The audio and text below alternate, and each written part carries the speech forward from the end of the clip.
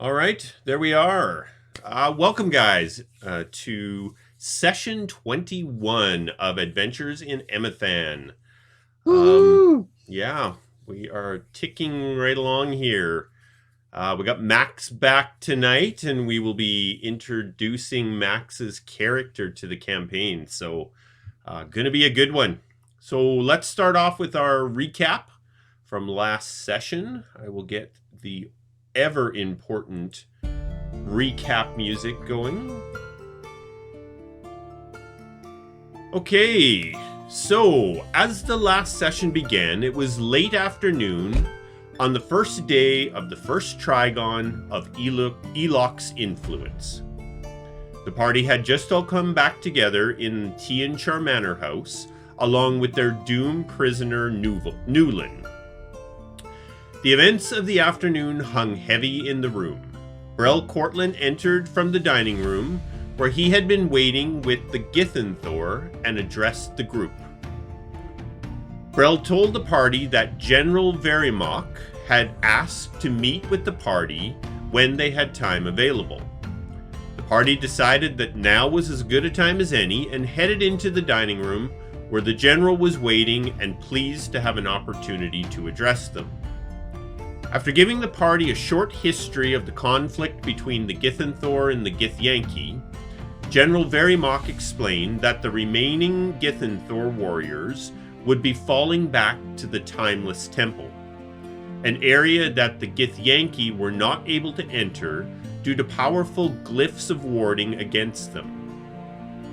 He asked that they give his warriors a couple of weeks to make their way there and then bring the alm wine to them.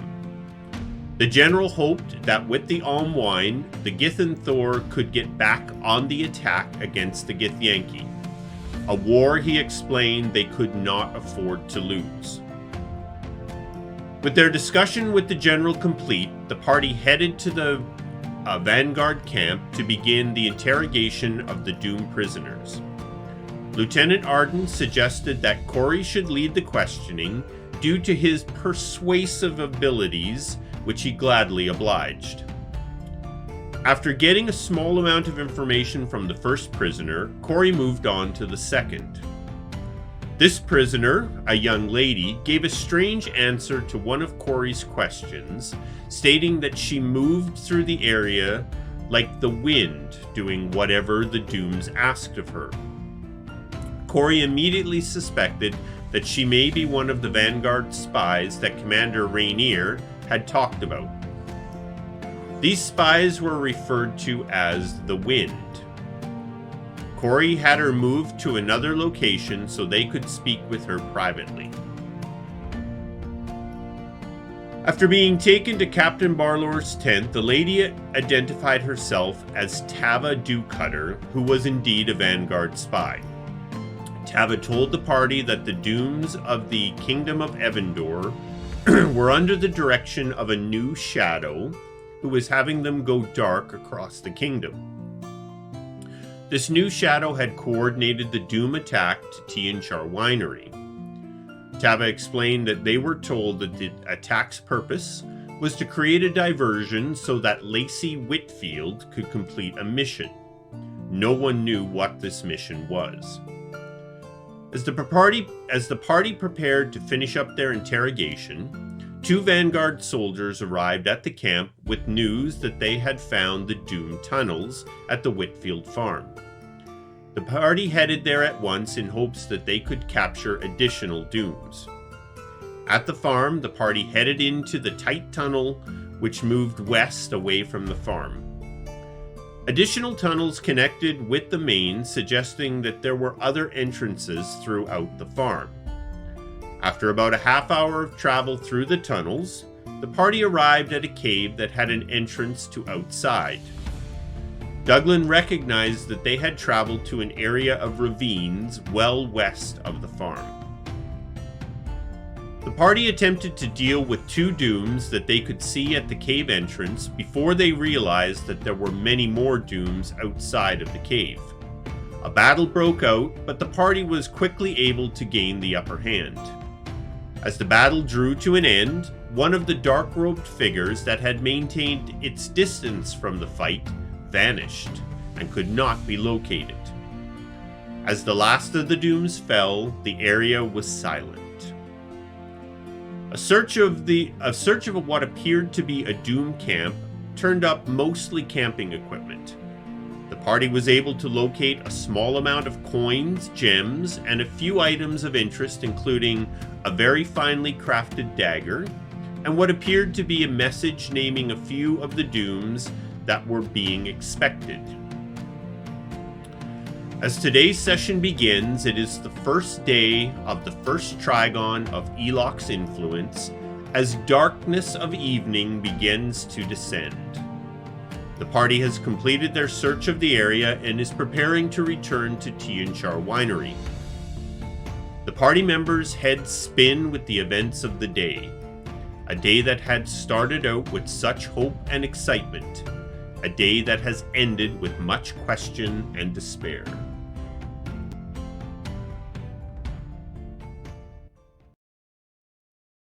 Oh, DJ Smooth. Not. Well introed, sir. So we have that Doom captive all tied and gagged, headed back with us? If that's what you'd like to do, absolutely. Indeed. You can drag him along. I think he's still unconscious, isn't he? Or did you bring him back? Can't remember. We should. He was asleep, so Yeah. as soon as we want to wake him up, we can just wake him up. Then we bound him before he woke up.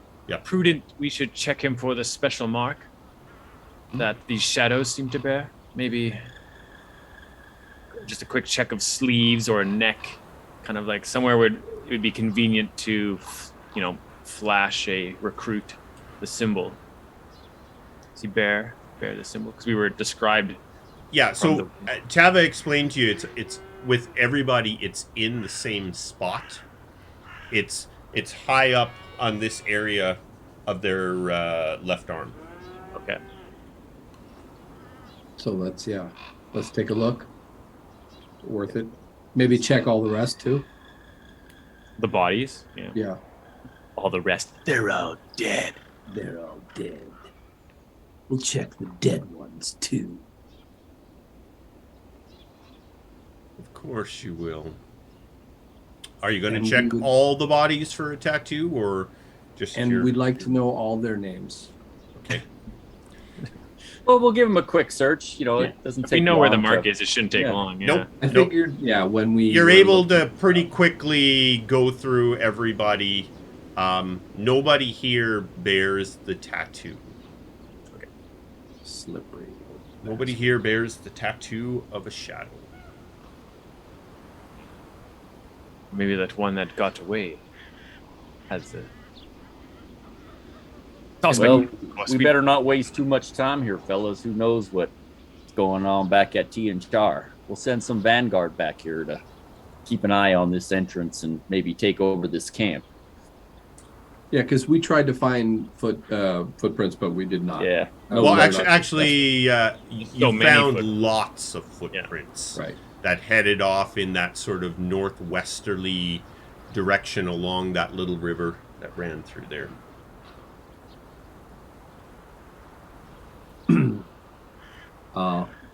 I think Corey has the rate of it.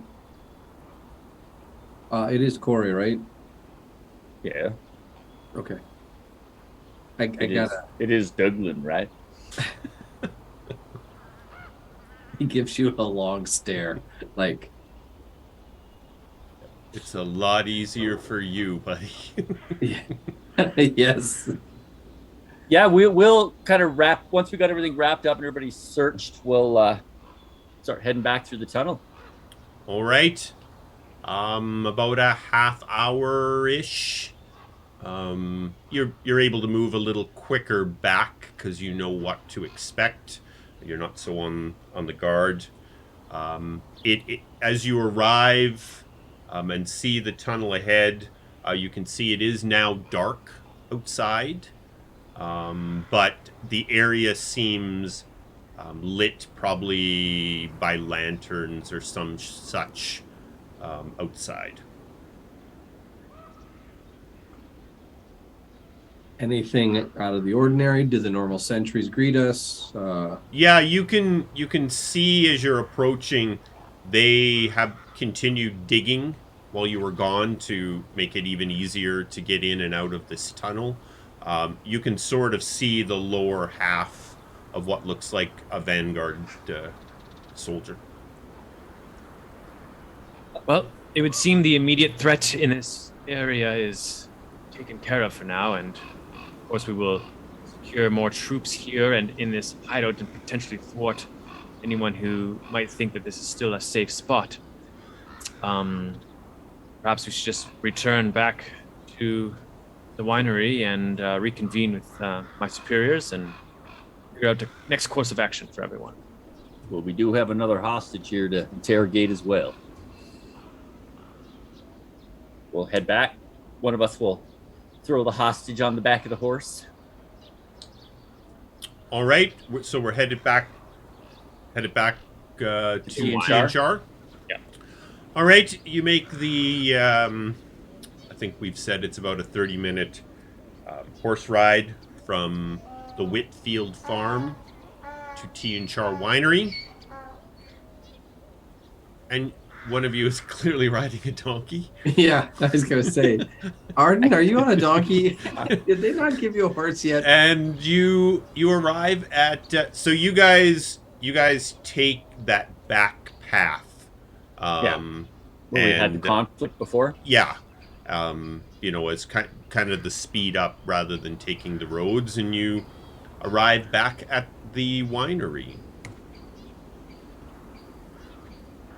Lieutenant Arden, I think it'd be appropriate you give this letter to your commanding officer. It has a few doomed people listed on it. Yes, of course. We will begin investigating this quickly, I'm sure. Let's hope it leads to something. You stable your horses, and you make your way over to the manor house. As you approach, you can see Maggie is pacing back and forth on the front porch. Maggie, what's troubling you? Father, the sister has come from the city, from the temple, from the White Realm Temple. I'm sorry. She needs to speak with all of you immediately. I'll lead the way.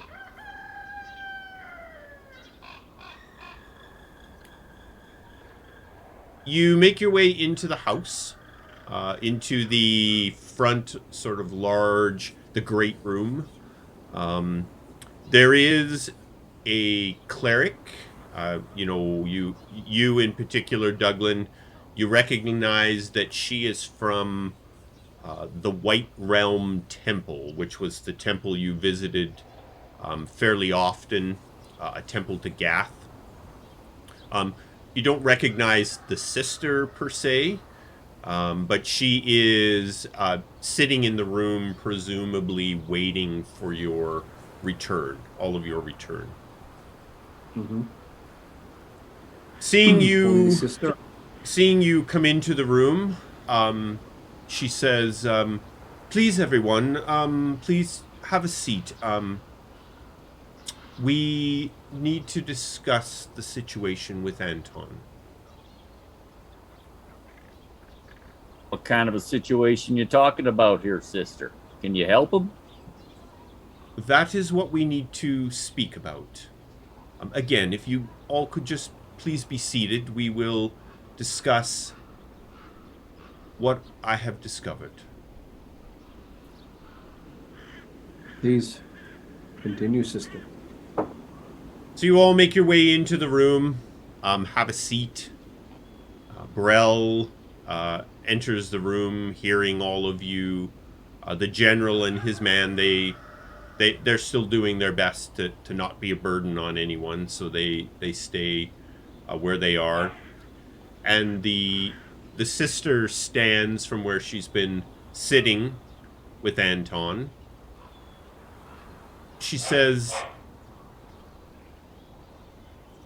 Before we can perform the ritual to bring someone back from the embrace of the three,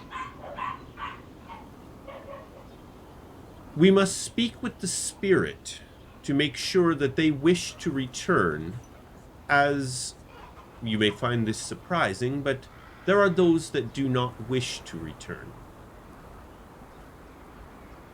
It is difficult to explain, but I was unable to locate Anton's spirit.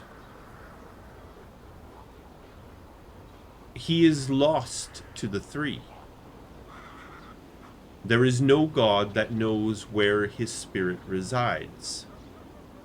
I have never, in my time, experienced this before. I've had plenty that do not wish to return, but I've never had a situation before where I am unable to speak with their spirit.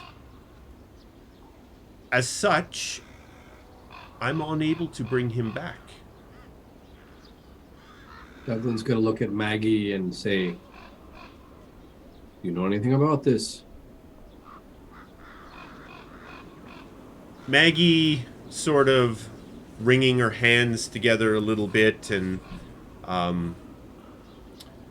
well, Father, you remember what I told you about Mother and the children the night that they were killed? That's why I'm asking.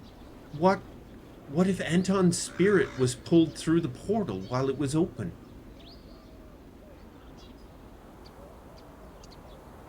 And we don't know how to get there, do we? Well, according to the general, their spirits could come back through the Timeless Temple if we can locate them on the other side. You see the sister is kind of listening to Maggie with a bit of sort of, "What are you talking about, child?" look on her face. Landis will walk up to the sister and be, "Sister, I would like to ask if there's anything you can do to preserve Anton's body." I don't believe so. Well then. If his spirit cannot be located, then he is essentially gone, and his body should be buried.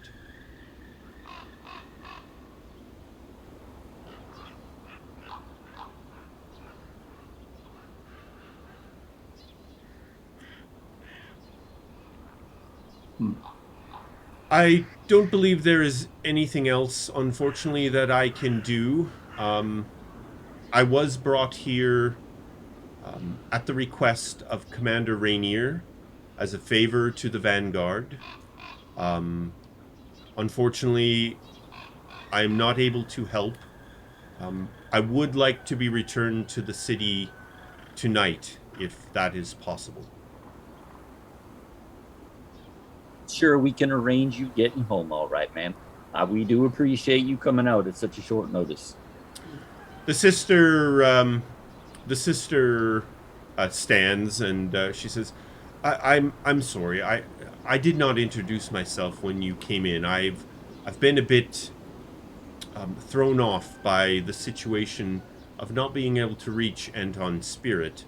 I am High Sister Ida from the White Round Temple of Gath, and my condolences do go to you in Anton's death. I did know Anton. I did have the opportunity to meet him several times over the years.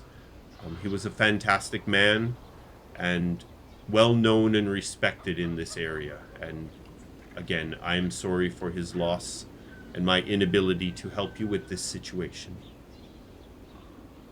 Well, perhaps, sister, there still is a way you can help this situation. If you don't mind keeping Anton's death between us, I'm sure the family would like to have control on when it's released.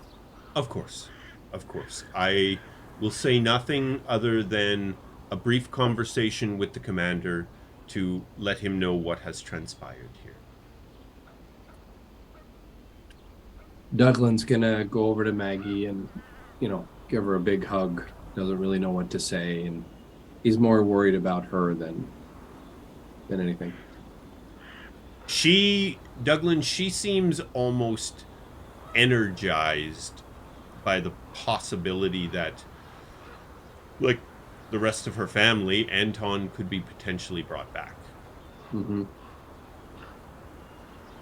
Landis will escort the High Sister out when she goes to leave.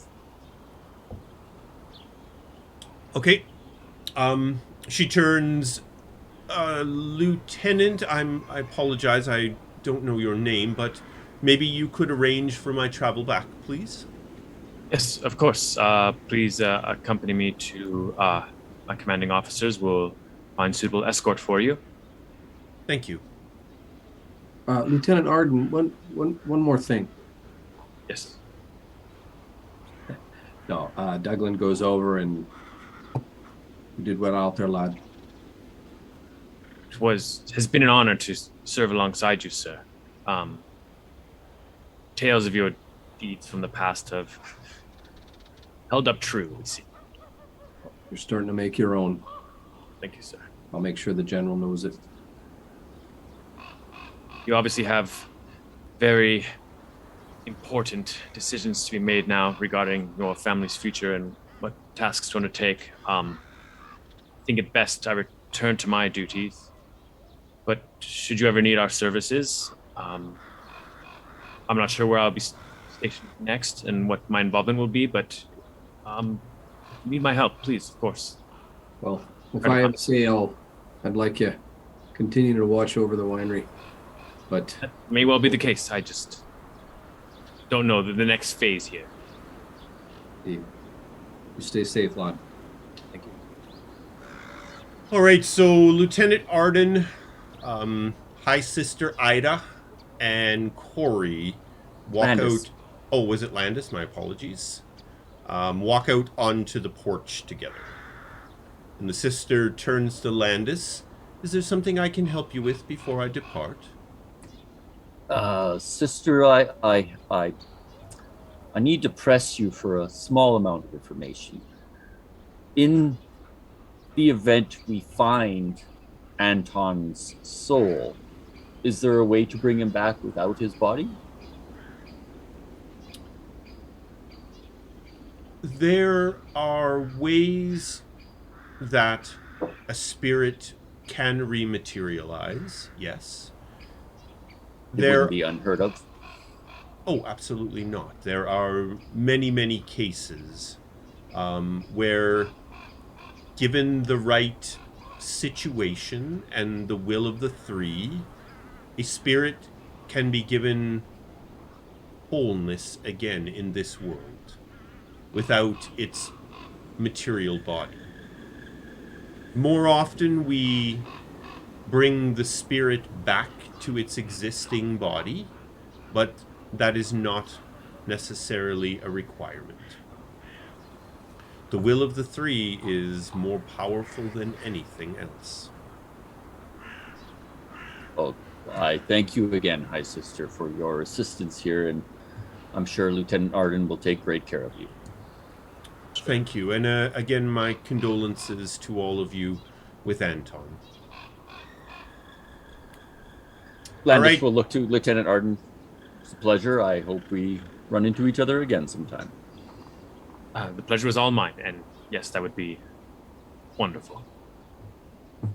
Okay, Lieutenant Arden and the High Sister depart for the Vanguard camp, where the lieutenant will arrange for transportation back to the city of Evandor tonight, as requested. Oh, nice. Put on my camera. There we go. Okay. Well, Landis doesn't come right back in. He kind of waits outside for a little while. Well, he's out there. Corey will walk up to Douglan and be, well, Douglan, if Maggie's telling us the truth and Anton's inner wizard got sucked up into that portal, maybe we can get him out at the Timeless Temple with the rest of your family. Seems we're going on a road trip again, isn't it? Well, like Landis suggested, we should go pick up this air vessel so we can move around a bit faster. And I'm pretty sure we know the destination we'll be heading. I think that's the way. Besides, I don't think I could keep this one over here from doing it on her own. Looks over to Maggie, and I assume she's, pacing and like ready to go right now. Very much. I mean, not only is the opportunity there to bring her family back, but now Anton too, possibly. Nightingale will kind of pull Douglan aside. Is Maggie going to be coming along with us, or are you going to be leaving her here to watch over the winery? Well, here's the thing, lad. Once we get to the Timeless Temple and we got to go into that other place, we don't know a way around. We need a guide at a minimum. Oh, I wholeheartedly agree, but we're about to head off to Nome. You want to drag your daughter along or give her a chance to put her feet up for a couple days? I put my arm around Nightingale and I look over at her. Does that look like someone that likes to take time off? If she spent any time with you, I would. And I might add, lad, you try telling that lass what to do. It's not going to go well. I was kind of hoping you were going to say something. No, but he is going to, kind of acknowledge that and ask, kind of bring Maggie up to date. Like, hey, listen, we have this airship that could potentially get us to destinations quicker. What do you think about joining us, or do you want to stay here for a bit? Well, Father, I have been thinking about this. There are things that need to be looked after at the winery. Although I do wish to be there when you go to the Timeless Temple, I do think, at least in the short term, it will be best if I remain here to... I will deal with Anton's body, get it properly buried. I will look after our Githenthor guests while you are gone. And I do believe that Wardell, who was Anton's right-hand man, will need some assistance in finishing up things here at the winery for this season. When winter does come, there is very little left to do, but there is still some wine that needs to be made and some final preparations for winter, and I think, at least in the short term, my being here would be the best choice. Maggie, I would have to agree with you. Having a McCain at the vineyard to watch over the alm wine will make me sleep better at night. If you're anything like your father, ain't nobody getting to it. Now, in the morning, I do suggest that maybe we bring Wardell in and have this conversation with him. Word has spread throughout the winery of Anton's passing. I think, at least in the short term, we will leave everyone's belief that Anton has passed.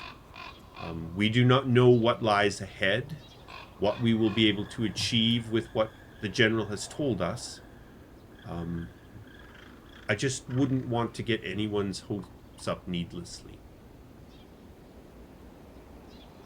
And I don't personally think it's a good idea that it leak out that the creator of the alm wine is dead. Puts a bit more pressure on what we got. Douglan. So we will speak then with Wardell in the morning and ask that Anton's passing be kept with just those that are here. I'm sure we can have the same conversation with the Vanguard. Captain Barlor, I'm sure will understand the situation. The difficult part for me, Lass, is leaving you again. I know, Father, but this is a means to an end that we must properly proceed with. Do you not agree? It's the only thing that's going to have me leave. I understand. So as this conversation is transpiring, a Vanguard soldier comes up and knocks on the door to the manor house. You guys are all inside in the great room again. Hopefully Anton's not getting too ripe yet. If we have a night, I can learn, what do you call it, ceremony.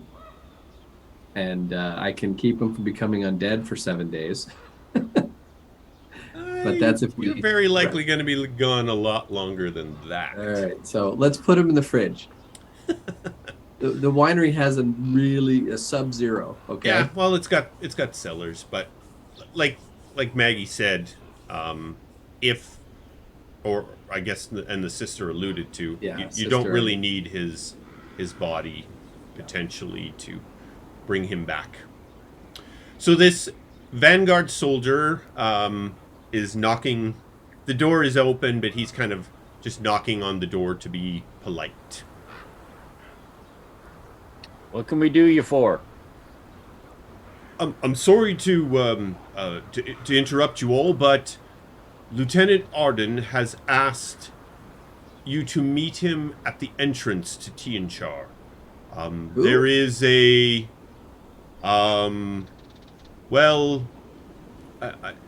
maybe you should just see this for yourself. All right, lead the way. Douglan, does it ever get boring around here? This Day of the Death is the craziest day I've ever been on. Corey, it used to be the most boring place ever. I don't know what's going on. Maybe perhaps portals exploding and people dying and yeah. Hold tight, I guess. Yeah. We'll follow him. All right. The four of you at this this Vanguard soldier's request make your way to the front gate. As they're heading up to the gate, as Corey's walking along, he'll light up a cigar. Okay, you see at the gate, there is a person that immediately strikes you very strange. It looks very dragon-like. You can see the two guards at the entrance to Tionchar are quite nervously watching this dragon-like person standing quite patiently waiting for your arrival.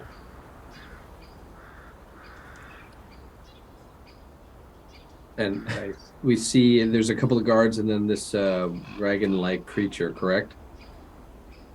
Yes. Max, do you have any particular description you'd like to share? I certainly do. Oh, it's Max. Oh, never mind. Do I? Wait, I cast Fireball. Yes. I immediately attack. Compel duel. Go. You see, glittering in the torchlight, a massive Dragonborn with gold scales and a pair of golden brown horns that spiral backwards from the top of his wide, scaly head. He's 7 feet tall and boasts a powerful, broad, 300-ish pound frame. And although his draconic features make it difficult to judge his age, he carries himself with the easy athleticism of youthful verve. There's a friendly, mirthful glint in his pale sky blue eyes. In stark relief of his golden scales, he wears a simple, dark, and lustrous full plate over top of a black woolen quilted gambeson. A flail dangles at his right hip, and he carries a plain kite shield in his left hand. And the outline of a heavily laden pack can be seen underneath a worn and stained gray traveler's cloak. He's standing politely, arms kind of open and to the side, and you see that each of the four fingers and the thumb of his large right hand are adorned with each with a wide ring, and each of those rings is of a different metal, and the rings of the index and middle finger bear a unique rune inscribed into them. Hail, monk. What can we do for you? He Joke. looks at you, he smiles, and there's this look of wonderment and awe and a sense of relief at the same time. And he says, Elok, it's a pleasure to meet you. My name is Kogaan. Kogaan Dremnaufinstrunmah. I'm sorry, I'm a bit speechless at the moment. I've traveled a long ways to finally find you. You found us. What can we do for you? Well, nothing. I know only that I am meant to find you, so perhaps what can I do for you? Well, Douglan, what the heck is going on here? Am I supposed to fight this thing or run from it? Well, just hold on, lad. You might find this odd, Kogaan, but you're not the first that was sort of destined to find this little group here. Can I ask what told you to make the trek to Tionchar? I have been on somewhat of a personal quest. And as I arrived here in the protected lands, as you call them, I have begun to have visions of you. I was told to find you that your fates were intertwined with my own. For instance, I know your names. You are Douglan. And he looks to Landis. You are Landis. We have Lafferty. Actually, I do not know this one. I've had a vision of another. It is strange. Desmotmahus. Fate is somewhat slippery sometimes, perhaps. But I have had visions of all of you, and as I've traveled and asked questions and seen strange geographical references, it finally led me here. Corey will pull Douglan to the side. Like, this sounds kind of fishy. Could this be one of the doom tricks? Oh, listen, Corey, who knows where this guy came from? We've all been having visions too, right? He holds his hands up. I sense your hesitancy. It is understandable. Douglan. In my vision, I have seen you standing with what looks like perhaps your mate and 5 children, 3 daughters, 2 sons, and there is an older man as well. He bears a strong resemblance to your mate. You're not making me any less nervous there, lad. Landis, I have seen you with an older man dressed in wizard robes, and there is a dog with you.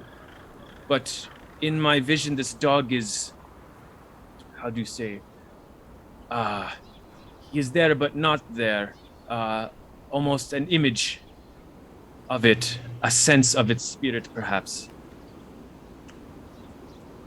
Well, that's interesting. And then he looks to Lafferty, as he pronounces it. Yours is very peculiar.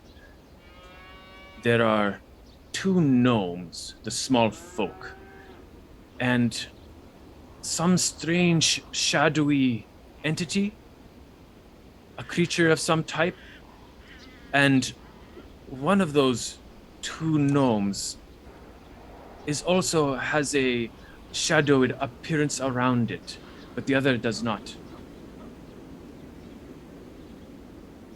And you'll have to forgive me, but the 4th person is a gentleman that I've come to know through these visions as Nightingale. Wouldn't know him. Had visions of him as well, but I will keep those to myself unless I meet someday.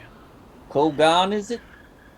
Kogaan, yes. Kogaan. Well, how about we move beyond the front gates here? These Vanguard are looking like they're going to shake out of their full plate if you hang around the front too long. But please, I mean no trouble. I am very hungry, though, if I might impose upon you for... Well, imposing is right at the height of a small giant. But how about you forego that weapon of yours before you come on in here, and we'll sit you down at a table and get to know you a little better. You wish me to leave my dragon tail behind? The ball and chain from your belt. It is dragon tail. Ah. Okay. Well, why don't you give it to one of the lads there, and they'll take good care of it. Of course, it's no problem. Landis will be like, I'll take that for now. It's not like... It's a little larger than normal. You know, it's not like a great weapon or anything, but it's definitely fit for his size. He's like, I will watch it carefully. The head of the flail is sort of polyhedral shaped with little studs on it. It's not like a spiked sort of flail. Nothing that looks like it's evil. You're not going to accidentally stab yourself. Yeah, it doesn't look particularly menacing. Before we go on though, Kogaan, where do you hail from? Oh, well, actually, I come from a town in the mountains to the northeast of the inland sea. It is a town of folk as myself, the Dovahkiin, Dragonborn. We are all particularly Yuvan Dovahkiin, the Golden Dragonborn. Are we familiar with Dragonborn, Colin, or is this the first time a dragon's come up and talked to us that I haven't been drinking heavily? So everybody knows that there are Dragonborn in Emathan, but Dragonborn are fairly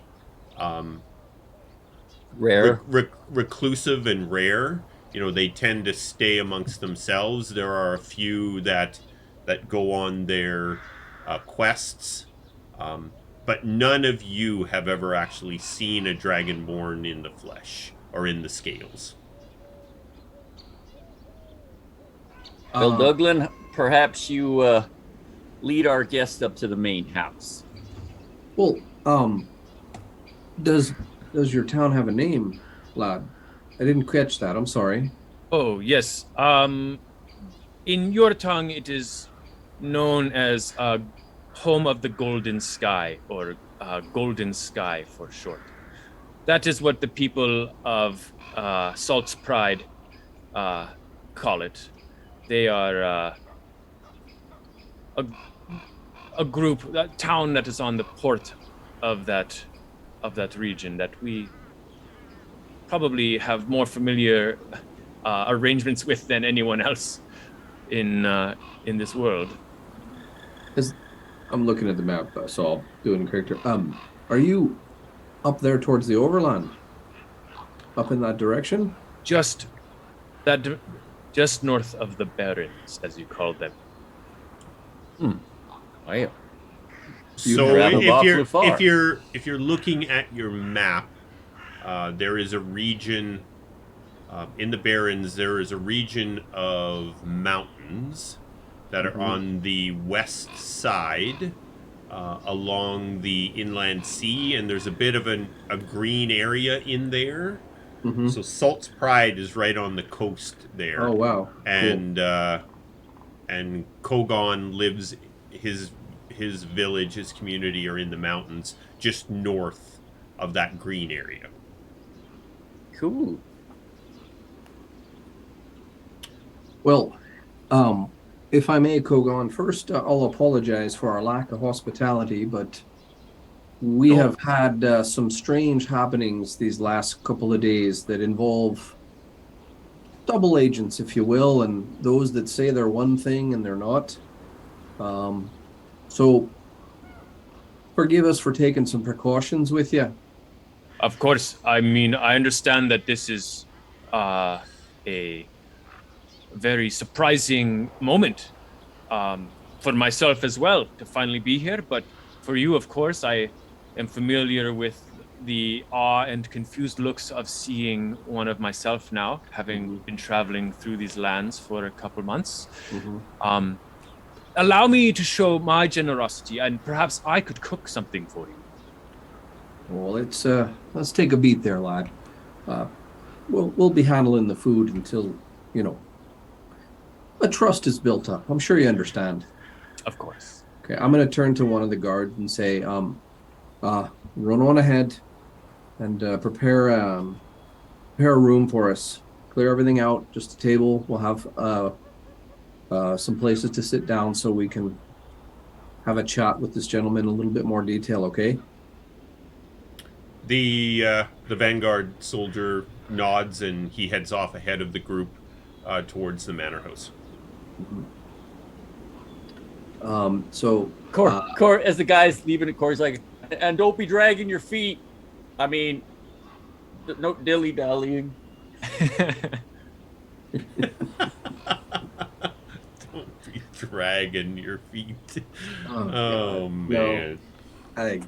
Here all week. A few moments later, Kogaan finally gets it.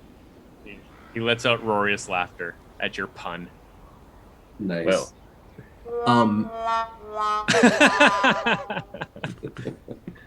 All right. Well, I would say the remaining guard behind Douglan, we're going to kind of put you in the middle. Douglan, let's leave a guard at the gate. Well, yeah. Didn't we have some? Like somebody came to get us? One came to get you. There were two at the gate. Yeah. Okay. Now we can leave him there. 4 against 1. What could go wrong? And I got his weapon. All right, you make your way back to the manor house. The Vanguard was there, went inside. When after your conversation, you arrived back at the house, it would appear that Maggie has had Anton's body moved. It's no longer in the great room, and the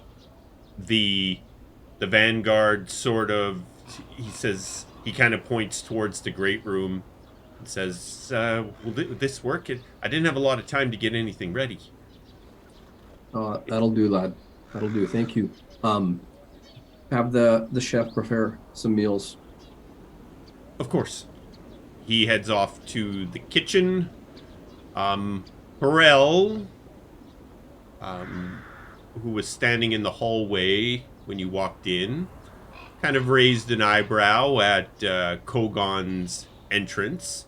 Who has to step under the door frame and turn sideways a little bit. Yeah. You enter into the great room. Burrell makes his way sort of standing at the entrance to the great room as the 5 of you take seats throughout the room. Corey yeah. will allow them to go into the room, and he's going to disappear for a few moments.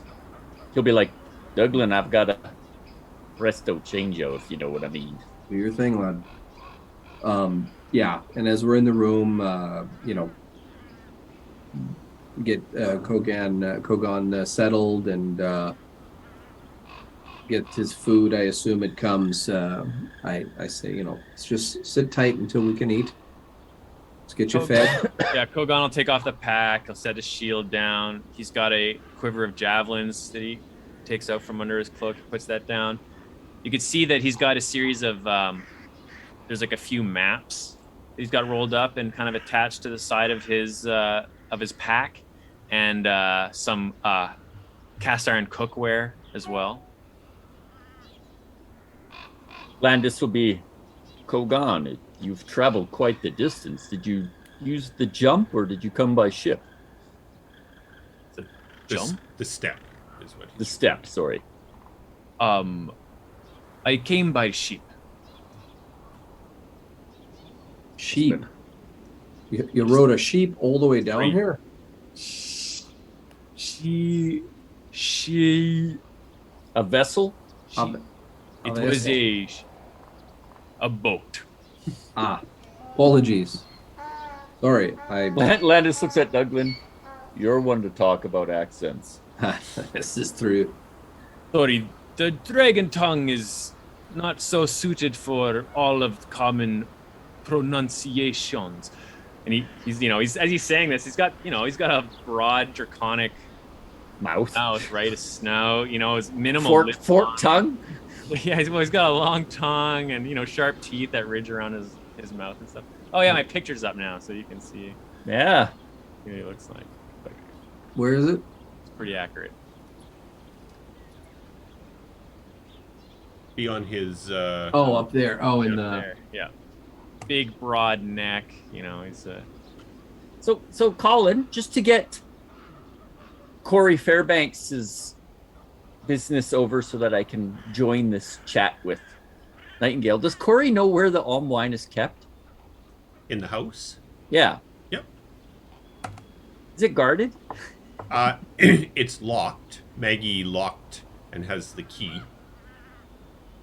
Damn it. She's been kind of trying to keep the place together while you were jaunting around killing dooms and such, and she had made arrangements to have Anton's body moved when you left. Corey will kind of, is it like a padlock on the door, or is it like a lock in the door? It's a lock in the door. Okay. He'll kind of have a look at it while he's walking by and head to his room. Look like a pretty sophisticated lock or something? No, average. I mean, it's a pretty average lock, as they say, meant to keep the honest people out. I thought we were going to keep it, but I don't think we ever confirmed that in Lafferty's lab. But you never got to that point. Yeah, you had talked about it. Yeah. So Corey will zip back and change into Nightingale. Alrighty. Don the jester's robe and bird-shaped mask, and yeah, we're gonna let Kogaan eat. Just let him settle. Not gonna rush. I want Douglan wants Nightingale back there before any interrogation, let's call it. So we'll leave Kogaan. We'll excuse ourselves. Why don't you eat up? We'll have a chat in a little bit. All right. Very much thanks. And as you turn away, you see him reach in this pouch at his waist, and he pulls out this really strange-looking pepper. He kind of sprinkles it on his food a little bit. Starts eating. Lemon pepper. So good. So yeah, it's however long that takes. It probably takes a little bit for Yeah, to the get... transformation. Well, I mean, the thing is you're going under a mask, so you don't have to really spend a lot of time no longer being Corey. It's really a costume change, right? Yeah, I won't even take the fake facial hair off. I'll just put the mask on. You just throw the mask over top of the whole thing, and... Yeah. So you guys have all left the common room then? No, Landis stayed with you. Oh, Landis stayed. Okay. Yeah, and Brel is still standing in the corner of the room, and the Vanguard soldier is standing by the door. We're just doing really wishing he could be setting. Somewhere else right now. We're doing Landis will be setting. Kogaan, you'll have to forgive everyone. Your appearance is unmistakable. Of course, I am getting very used to the responses that I receive as I journey around. It is no problem. I take no offense. I've read of your kind at Windrest while I was at school. It's quite fascinating to meet one in person. Oh, you have read about my kind. What school did you attend? Windwest School of Wizardry. Ah, magic user. Many of my family are magic users. It is the largest school in the Protected Lands. Quite prestigious. Interesting. Go back to eating a little bit. Yeah, like awkward. He's had like... He's got huge hands, right? So he's got this tiny fork, and at one point he just kind of looked around. He set the fork gently to the side, and he's just like picking things up and like swallows like huge things at a time. Right? You're not helping things, okay? He just his jaw dislocates. He's delicious. He'll like toss up a whole potato. And So Maggie arrives back at the manor house. Comes walking into the great room and just stops dead looking at Kogaan. We have a new guest. Are you in the room? I thought you left. Oh, I thought everybody came back. Are we in between that? I thought... Kogaan will stand up, give a polite bow, and say, "Pause, Shulgreen. It's a pleasure to meet you." So, Kogaan, you do recognize her as the older girl in Douglan's vision. Yeah. Did I miss something? Apologies. My name is Kogaan. Kogaan, it's nice to... Where's my father? She leaves and walks back into the hallway to look for Douglan. Okay, Nightingale, you are coming back down the stairs as Kogaan continues to try and eat his food in some relative Oh, it's probably peace. gone by this point. No problem. He just downs that food. As inconspicuously as possible, every now and then, Landis opens up his book and starts sketching away, like... Nice. Take a few notes. Go back to eating. Nightingale runs up to Douglan and be like, "Douglan, what's going on?" Oh, I just thought I'd leave those two in there until you came back. Lafferty hasn't said a word since he's seen this fella. Probably a little spooked by whatever vision that Kogaan claims to have seen about him. Well, he did have a lot of information that is strange for someone to have. Indeed. Way more than Landis had, who just had some... Landis had a visual. That's this guy true. has intimate information. Indeed. I'm curious to what he knows about me. I am a bit famous. Well, lead the way then. Let's find out all about Nightingale, shall we? Nightingale will troop into the room, stop kind of framing himself in the doorway, and hello. You are Nightingale. He stands up. Pleasure to meet you. Holds out a big, huge paw to shake your hand. Nightingale will grab both and... Yeah. But you're a tall one. And you are nimble. So, tell me, what brings you here, good friend? Well, as I told the others, I am on a quest of my own. It involves many things, but what is of importance is that I suppose the guide who has given me this quest has expressed the significance that I meet and find you all. And so Well, here I am. This guide seems like a smart person because we are significant. It is not a person, but yes. I am here to... I do not know beyond this point, really. All I know is that I am also journeying the world to fulfill my worth, as it were, as part of my own journeys, and that it seems to be tied with you. So I am happy to offer my humble services. I can see that you all have been involved in some sort of daring trial today. You have the look of people who have seen combat. I am not unfamiliar with such dealings myself. I'm very experienced. I think I could be an excellent asset to your group. And this feels like a rehearsed sort of response, right? You've been waiting to find us for a while, haven't you? Well, Kogaan, you would not be the first drawn to this group. Myself happened to wander across Douglan, and it would seem our paths become intertwined. Landis and Lafferty joined us out of the blue, seeming to search us out. It would seem the gods have plans for us all. Did you all have visions also? Not quite, but let's just say all the threads lead to us. I see. Landis, as you were trying to kind of, as you mentioned, covertly sketch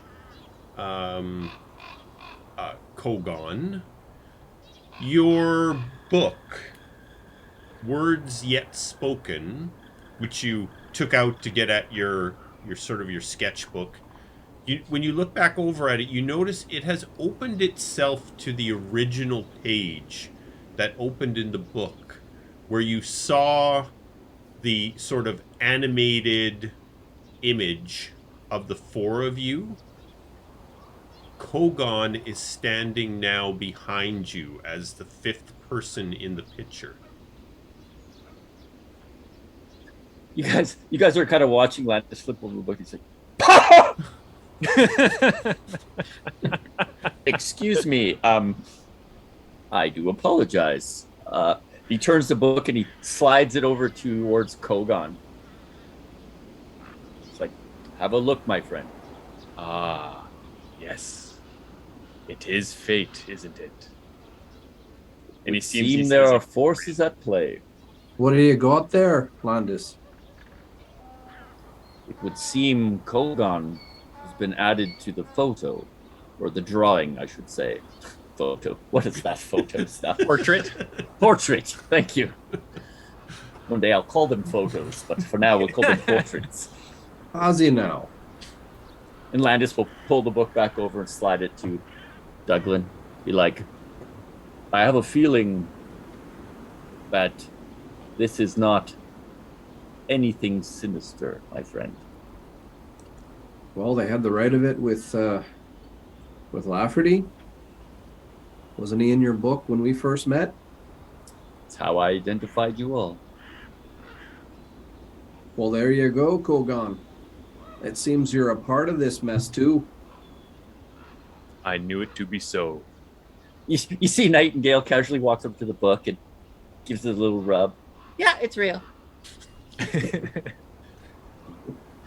Yeah, so the just for everybody's clarity, in the book that Landis is referring to, the very first page, so when you open the book, kind of the very first, the right-hand page from the cover, there is an image on it. But the image is, I think the easiest way to describe it, it's like a GIF. Keeps playing the same little part. Like in Harry Potter. It's like a Harry yeah. Potter news Yeah. caption. It's like a Harry Potter news caption, exactly. Cool. And Landis is standing basically with the four of you standing around him, and you're all kind of looking off in the distance with a very, we'll say a very concerned look on all of your faces. And initially, Landis saw the other three, and now this image for the first time has changed to show four standing with him.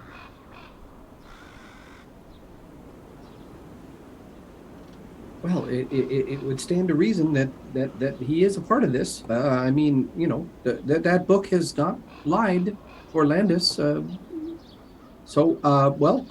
Kogaan, it is a pleasure. I haven't spoken till now. I'm still trying to understand how you came here, but it seems that there was a fate, indeed. So welcome.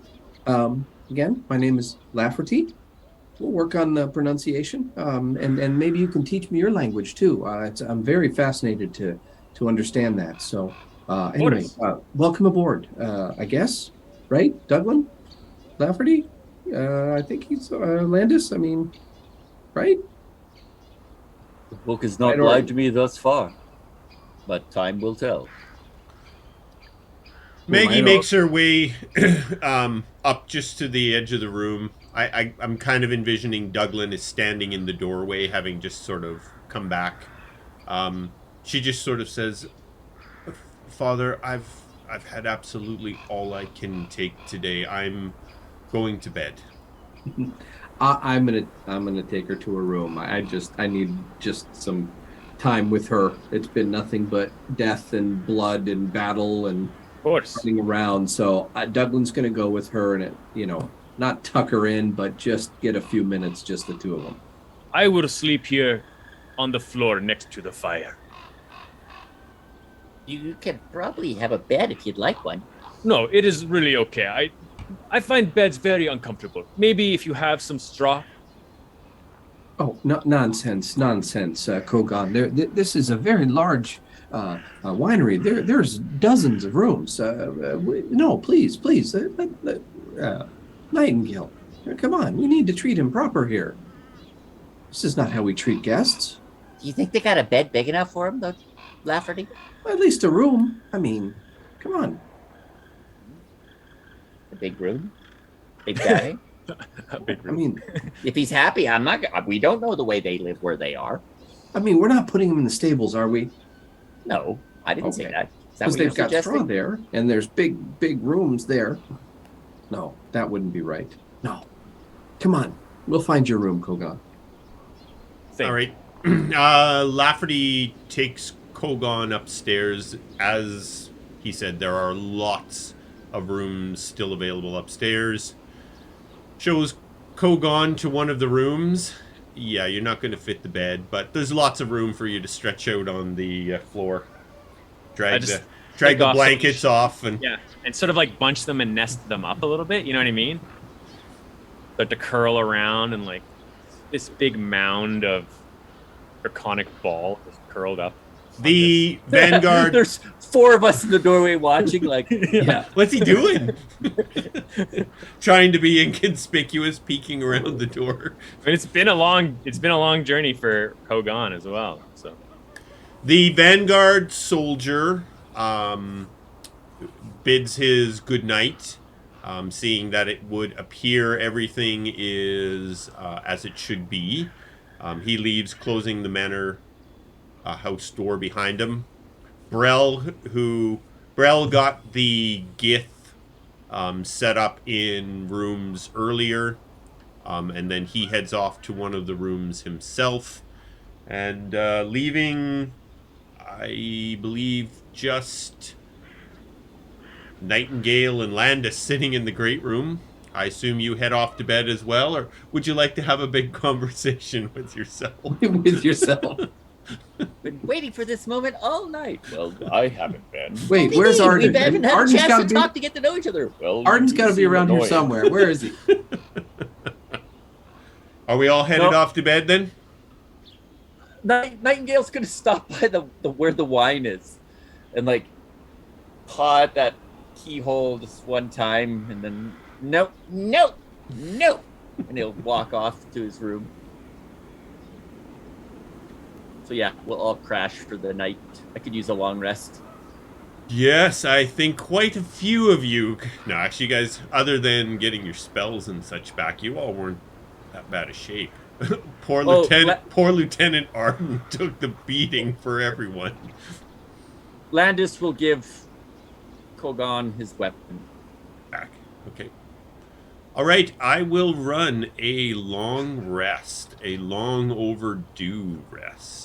Oh, thank God this day's finally over. What else could happen? That is definitely the longest day we've ever had. Well, Yeah, 9 like- hours to play a day. I mean, that makes sense. It's a real-time day. Yeah. God, There you go. better not have too many of those, or we'll be like level 20 in day 5.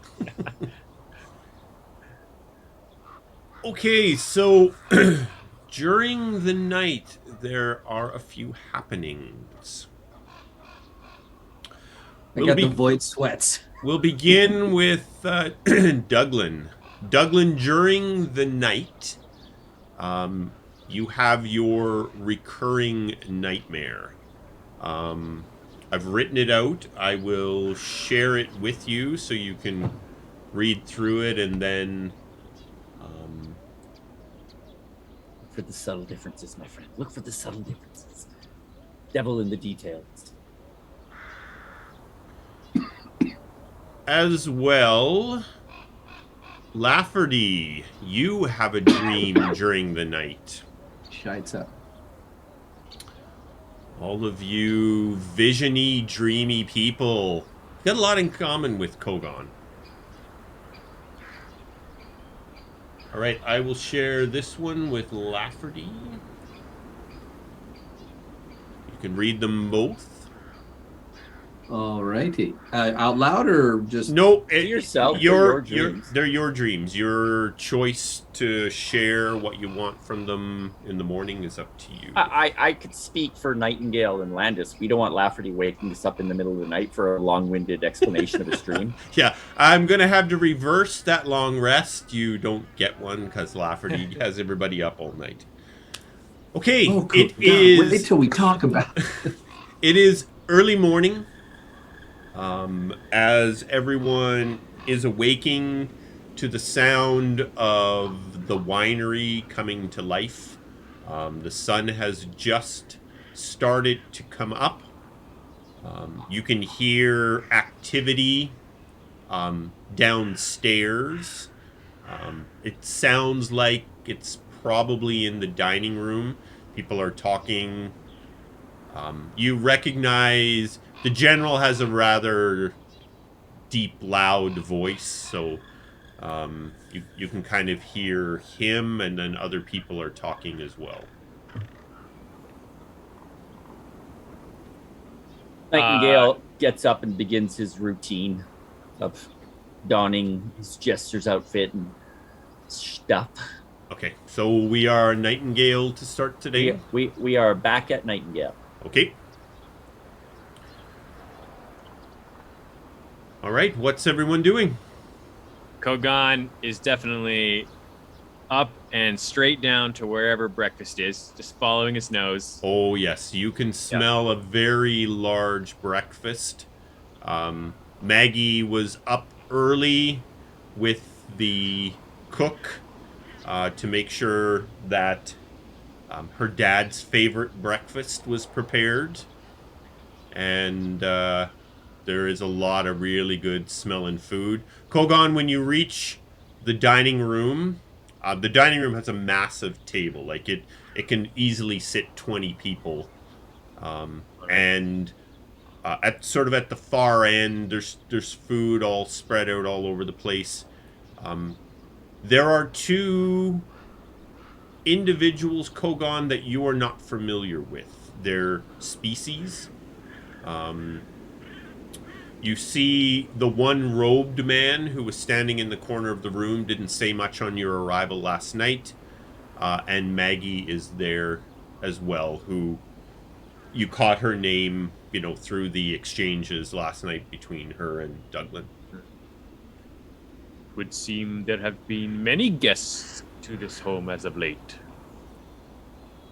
Maggie stands, and you can see, she's trying to be polite, but it's... Please join us and have something to eat. Thank you.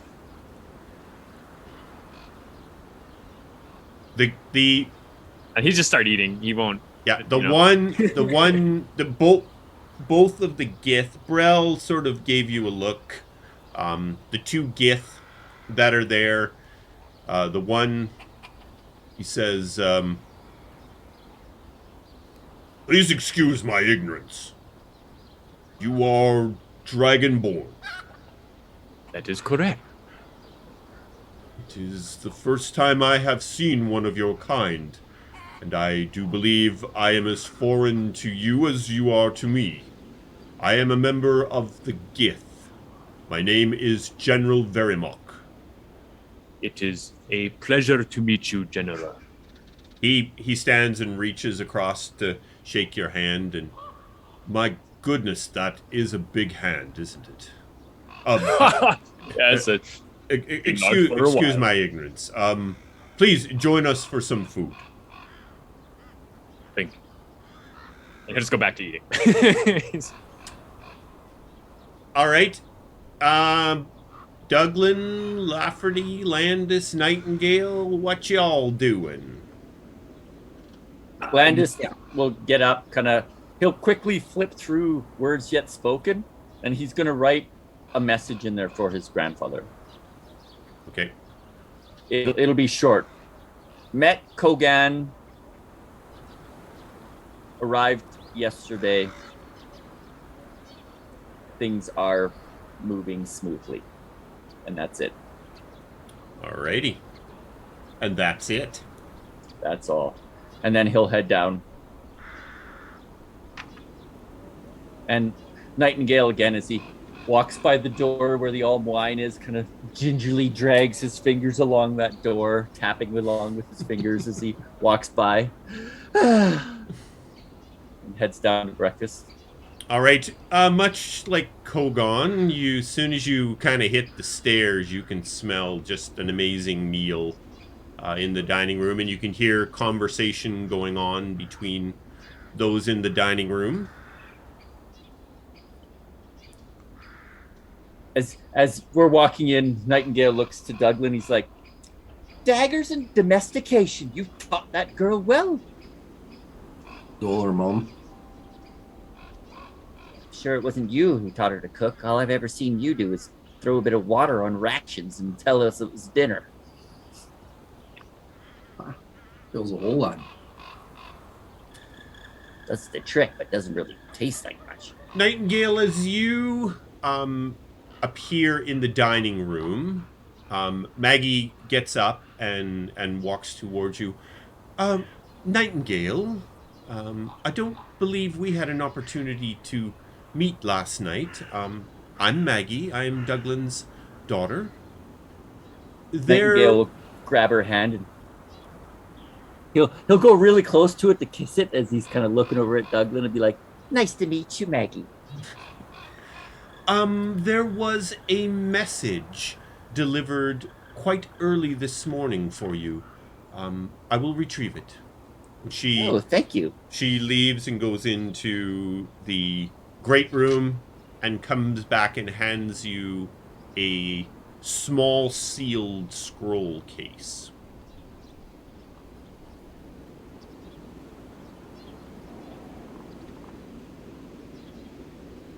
Nightingale will kind of lean over to like a little kind of private corner, give it a quick once over. As Landis will walk in and, greetings everyone. and he'll walk over and sit next to Kogaan. I hope your sleep was refreshing. It was. Lafferty doesn't look like he slept very well. So, what are we going to do today, you friends? Well, we're not quite sure ourselves, Kogaan. Why don't we talk about it over breakfast? There's a few things we got to take care of. And apparently you're part of the group now, so there's no reason to hide things from you. At your discretion, whichever you wish. Yeah, Douglan, perhaps you don't tell him your passwords.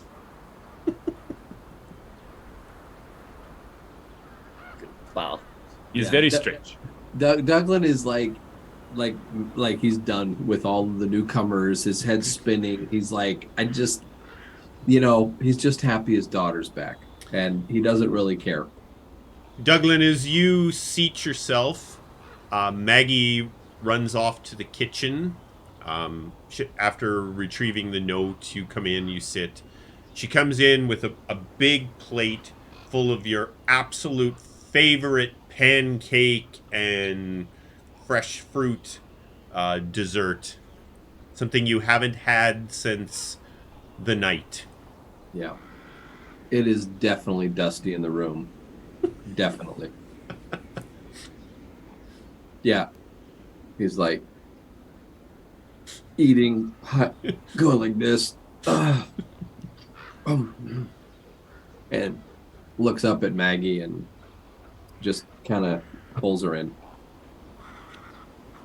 The only thing keeping him from sobbing openly is the room full of people. the two Gith Yeah, the two Gith, the Dragonborn. getting a bit And Nightingale uncomfortable in especially. here. oh, I've had to write a tale about your sobbings. Poor Douglan cried for days. He feels sorry for those that don't have that deep emotion for someone. As you're all sitting about eating, a gentleman enters the room. So Douglan, Lafferty, some of you recognize him, some of you don't. It is Wardell, who is, Second as in charge Maggie, at the winery. as Maggie mentioned last night, Anton's right-hand man, basically. Wardell kind of looks the room over. You can see the, like, at first there's, in his eyes, there's almost the, do I need to run? But he's a pro, right? Yeah. he keeps it all He inside. kind of holds it together. Like, his eyes just kind of dart to the Gith, to this Dragonborn, to a jester. It's like, Oh yeah, my boy, it's a frickin' circus in here.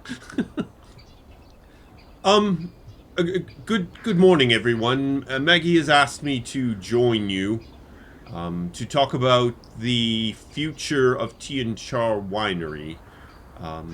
Obviously, there is lots that has transpired in the last 24 hours that we will need to decide how to move forward from. Maggie, Wardell, please join us. Have a bite to eat while we speak. He comes over and sits next to you all and starts dishing up a little bit. And Nightingale will kind of go over, fill his plate up, sit next to the other side of Kogaan and grab, an apple and slide the plate over to Kogaan. You look like you need this more than me. 7-foot-tall man would be of Kogan's girth would be 300 interesting pounds. to sit. Yeah, would be interesting to sit beside. Be like Yeah, sitting dude. beside big basketball players. You play for the Stampeders or what? Considering Nightingale's only 5'6", it is quite the height difference. That's quite the difference. Staring at your zipples. I what? How many do you have? Familiar with this word. So Wardell, after having a little bit of breakfast, he says, so I do know some of you in the room, and some I do not. My name is Wardell Evenbreeze, and I, for the most part, look after the operations of Tionchar Winery, while Anton looks after the wines. Oh, let's face it, he walks through the vineyards and talks to his grapes. And I want to begin by saying I am shocked beyond words right now at Anton's passing. Anton has been like a father to me for a very long time, and I'm not quite ready to process his passing yet, so I would like to just focus on the requirement at hand, as I'm sure we all would. For the most part, the bulk of the wine has been made for this year already. The rest of the winery staff and I are quite capable of finishing up the traditional winemaking requirement, as the Alm wine was produced and bottled some time ago. The winery will still need some preparation for winter, but once this is completed, really there is very little that will need to be done through the winter, but we will need to decide what is to be done with Tionchar before next spring.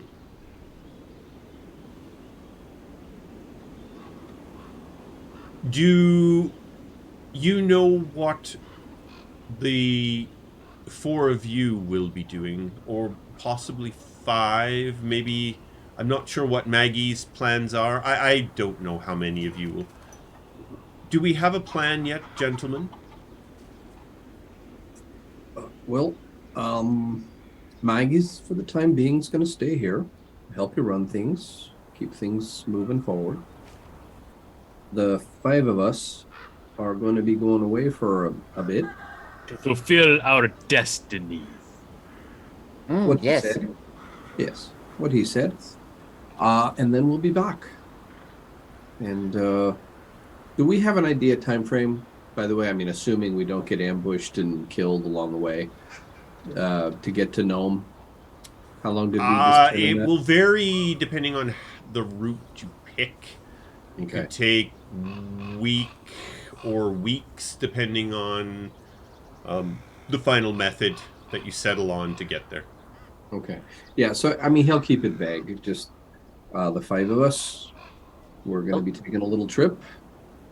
But just know it's all done in the best interests of this place here. So you keep it, hold it down until, with Maggie, you hold it down until we're back. Mr. Evenbreeze, I think what Douglan is trying to tell you is it's business as usual with Anton's passing. Nothing should change, nor should the word of his condition be spread about, if you know what I'm saying. That is understood, yes. I did have the opportunity to speak with Maggie this morning to bring myself up to speed on what has transpired and some of the decisions that were already made. She did mention that it was likely that most of you would be leaving to secure some transportation to bring the Alm wine somewhere, and I understand that it is best I do not know. We will keep the news of Anton quiet here, although I do suggest that Captain Barlor is spoken with as well to ensure that the Vanguard do the same. Now, I do believe it would be prudent, and I have spoken to Maggie about this already, to let Anton's brother know of his passing. He is Anton's only living relative, and as I understand Anton's will, Douglan, I apologize, but with Jackie's passing, Tionchar Winery would go to Marco. So we will see how this all plays out. I do not believe that Marco would be interested in Tionchar, as he does have his own operation. And the final thing that I would share with all of you this morning is Anton did have what he always referred to as the emergency purse. Should anything ever happen at the winery that required dealing with in his absence, I can think of no other reason that we should not use these funds at this time to help you in whatever it is you need to achieve in the short term. Douglan, you never told us we were getting a purse. Anton wasn't forthcoming with some of these items that the dear Wardell is sharing with us right now, such as the winery going to Marco and this purse he mentioned. So, continue, Wardell, please. There is a chest that I have available for you to take with you. There is a sum of coin in there that will total 1,000 gold pieces that you can use towards what you need to take care of to ensure the safety of Tionchar Winery. Well, we won't say no to that. Something tells me we're going to need some healing potions if I have the right of it. The way I tend to catch swords and arrows. All right, Well, and Douglan, I'm going to give this to you. Actually, it's going to share the coin around. That's one little thing I don't like the way that... Well, then just let him manually punch it in. Yeah, I could just type in. So I'm going to give... one. Just write chest with 1,000 gold. I have the chest here. I can share the chest with you. Okay. Just so you have the chest, and then I'll give you the denominations of the coins. Okay. So hopefully that popped up for you. I have a chest worth 5 gold pieces. Okay. So the denomination of the coin, if you wanted to add it into your sheet there, Yep. there is 50 platinum pieces. Okay. 450 gold pieces. Okay. And 500 silver pieces. Okay. Totaling 1,000 gold pieces. It was a little emergency fund that Wardell had access to just in case Anton wasn't available and there was some sort of emergency he had to address. Got it.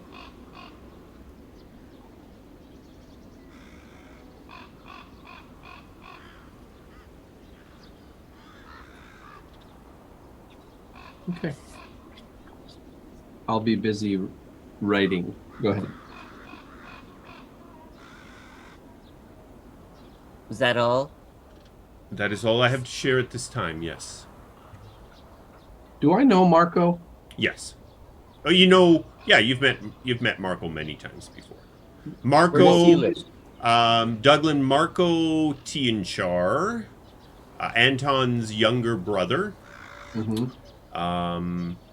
He's Anton's only living family member, and he owns a large fruit orchard a few hours from Tionchar Winery that produces fruit brandy. He didn't want anything to do with the winery. He wanted to do his own thing, and so. Mm-hmm. Well, how would you characterize his relationship? Very good. Marco's fantastic. Okay. Good. So, we're not going to go into an episode of foreclosure on Tionchar Winery. No, I mean, as Wardell already mentioned, he doesn't believe Marco would want Tionchar. Right. So And neither does Douglan, to be honest. He doesn't care anything about this, but he just wants to make sure that those that need it, he understands the importance of it. But yeah. Okay. All right. Nightingale will quietly lean over to Douglan and be like, Perhaps, Douglan, if word of Anton's death should leak, would that put Marco at any risk? Would others know he would inherit this? The Dooms are a nasty bunch. Yeah, I don't see how it wouldn't. Well,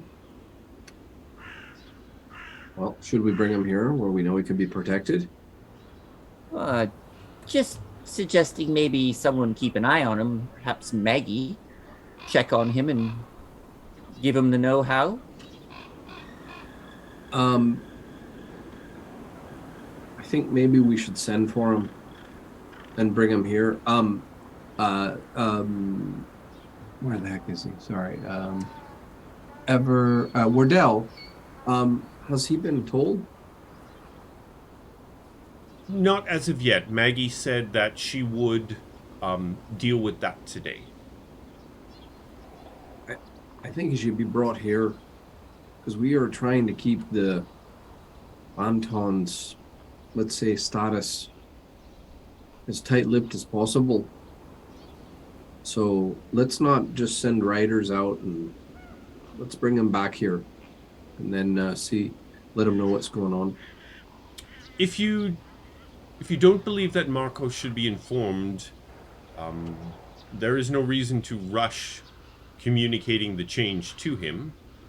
As you said, we can continue to go about our business here and just treat Anton as absent for the time being.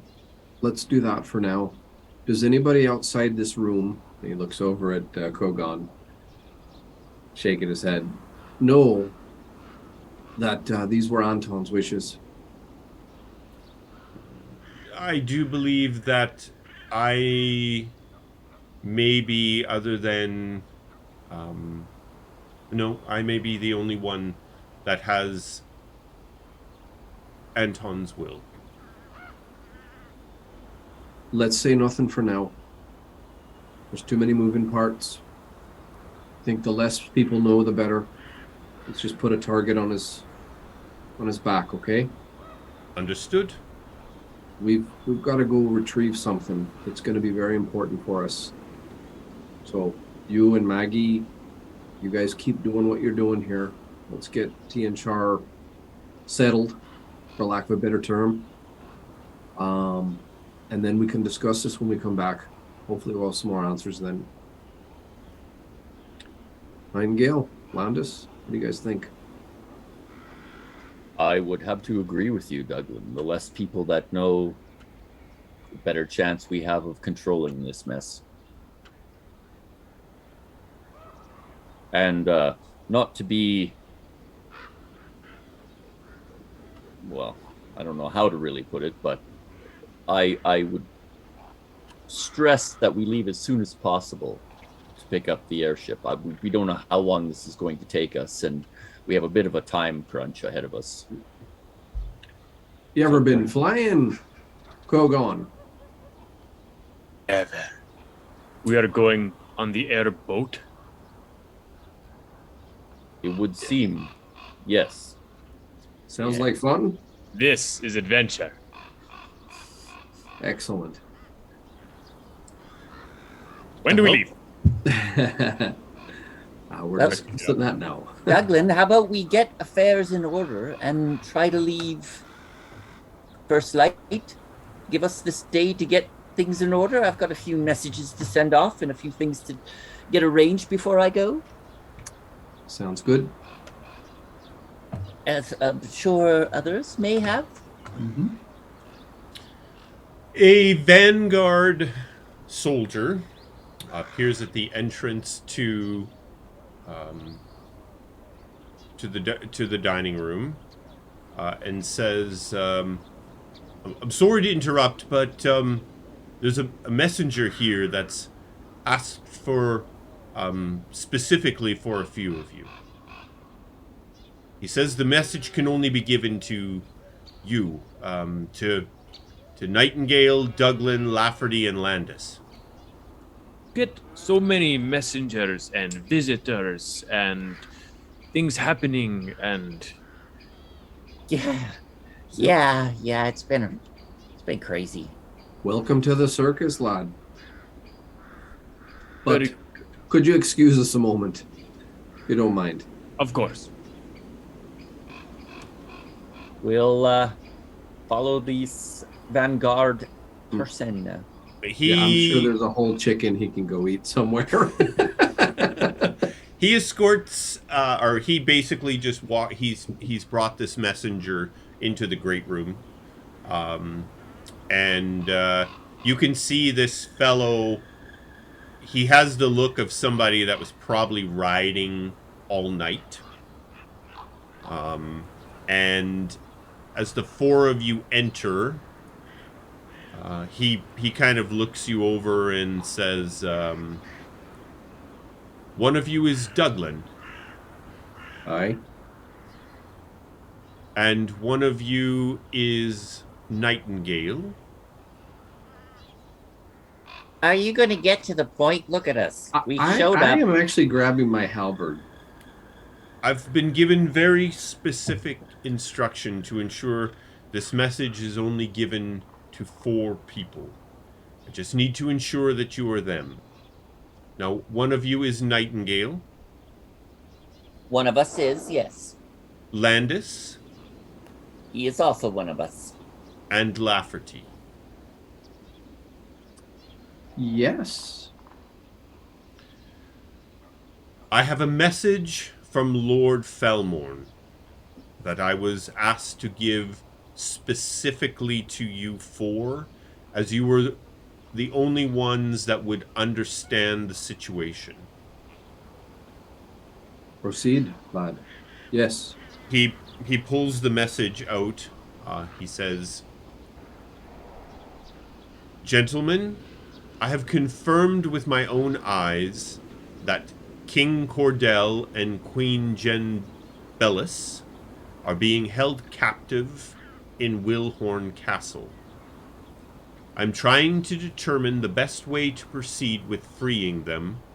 However it is done, I will need assistance. I ask that you please join me or send assistance to help in the city of Wilhorn as soon as you can. We must bring the real king and queen home to expose the imposters. I am staying at the Laughing Fox Inn under the name Felix Argano. Regards, Lord Felmorn." The messenger kind of bows his head. He hands the message scroll to Douglan, and my work here is done. I will take my leave. And I throw him a gold coin. All right. He departs. You can hear him resaddle outside and ride off. Well, beginning to feel like I'm being pulled in 100 different directions. Ain't that the truth? I was trying to look on the map, Colin, if it's on the way, and I forgot. Like the Wilhorn is not part of the protected lands per se, but it's like right. As you get into the protected lands, sort of where it heads north into the wilds. Mm-hmm. The kingdom of Wilhorn is up there. Along the North Road? It's along the North Road. It's on the... it's actually right on the inland sea. I will get past Stoneborn, right? Yeah. It's north past Stoneborn. Yep. Okay. It's further north, because you kind of travel northeast up into the wilds there. It's further north and right on the inland sea. I'll get an updated map for everybody for our next session with some of this stuff on it. So when he leaves, just the four of us, apologies, Max.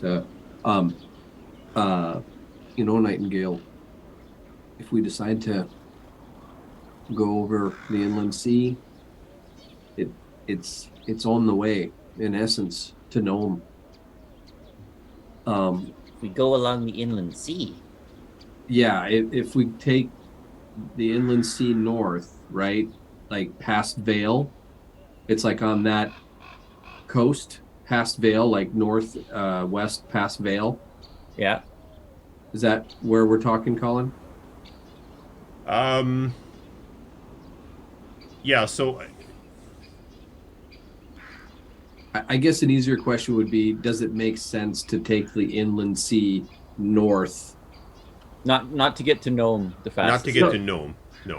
Wilhorn. To get to Wilhorn? Yeah, I mean, Yeah. you can get to Wilhorn. The fastest way would be to travel over to the inland sea and then sail there. Perhaps, Douglan, after we get the ships, the way we come back. Okay, yeah, because we were going to take something else to Nome, right?